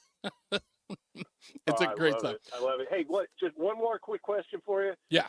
I've met Todd. I've met Shattuck. When are you going to do a live drop? So very soon. My wife and I are in the works with that right now, and it should be coming in September. Love it, man. I'll put it on the calendar. Thank you, sir. Always appreciate it. Communion. I'm actually going to look for that now and find out where that's streaming. It's an American. Here's the description for those of you who might be interested in the movie. It says, Communion is a 1989 American science fiction horror film based on the book of the same name by Whitney Strieber in 1987. And I don't know if that doesn't have any well-known names or no one that I seem to know here. Christopher Walken appears to be the only big actor that's in this movie. I don't recognize anybody in this film. So that might be a good reason to watch it anyway. So yeah, I'll find out exactly where to find it. But it's definitely an extraterrestrial film. I'm not a big horror film guy. I don't like jump scares. It's embarrassing. It just is. When you get caught in a jump scare, I feel so horrible. I feel pathetic. Goodness gracious. I cannot believe this week. It has been interesting. Again, don't forget Sunday show. I don't even know. Red Sox, I think, are playing in the early afternoon. So the show should air at 6 o'clock or 5 o'clock on Sunday. So don't forget to check that out. If you did miss it and you can't hear it, you can always go to ReeseOnTheRadio.com. That's ReeseOnTheRadio.com to check out the show there. So make sure that you do find a way to at least check out the show. And thank you. Oh, sorry. That's rude. The fact that I did not mention that. I want to thank everyone for all of the happy birthday wishes. It has been so kind of you, the people who've been leaving on my page and saying happy birthday to me. This has been one of the greatest birthdays I've ever had, and that's primarily because I got to spend it here with you guys, and I didn't inundate you to the point where you were saying, can we please shut up about your birthday? So obviously I didn't overdo it. I appreciate you. And I promise you, I will do the same for your birthday. I'll try. All right. As I always say, radio is free, so we thank you for paying attention. Remember to keep JC in your hearts and in your mind. Sean Patrick, we love you and we miss you. Remember that panic is not planning, so plan your work and work your plan. Me, I'm Reese on the radio. You have a good night. They're going backwards, Reese. They're going backwards. It's crazy. He is Mark Christopher in the BPS Traffic Center. I told you it's a great video, especially when Slim Kid Trey is sliding up the banister on the California. Yeah, they're going over vehicles. I mean, everything's backwards here. I love it. Yeah, that's Spike Jones. The guy riding the bike going backwards. That is the guy riding the bike going backwards is Ad Rock from the Beastie Boys. Wow. He's the guy doing the hook. That's amazing. That's a great video. It is a great video. It's like, whoa. Early Spike Jones, my friend. If only I could just do that with my life and go back, zig where I should have zagged. That'd be awesome. Have a great weekend. Thank you, sir. If you're heading into Hartford right now, southbound side of 91 delays. All right, good sir. Good sir. See you on Monday, as it were. Yep. All right, man. Back to back. Yeah, I know. This could become monotonous. All right, buddy. See you soon. All right, enjoy your weekend. Thank you, man. You too. Time to bowl, baby. East of the river, doing well. No problems in Middletown, heading toward Waterbury. Some slow traffic. Oh, rolling in the bowling. All right, folks. Thank you, folks, so much. Michael A., thank you. Fritz, everyone else. Susan, I thank you all for joining the show this week. It's been a blast. I hope you check out the Sunday show. I know you will, Fritz. You always have. Thank you for your support. And I am going to go relax because I'm surprised my voice is still here because I was shouting my head off during that concert. I was a little worried at the end of it. I was like, I wonder if I can do the show tomorrow. But it actually worked out. So love you guys. Be good to each other. See you on Monday.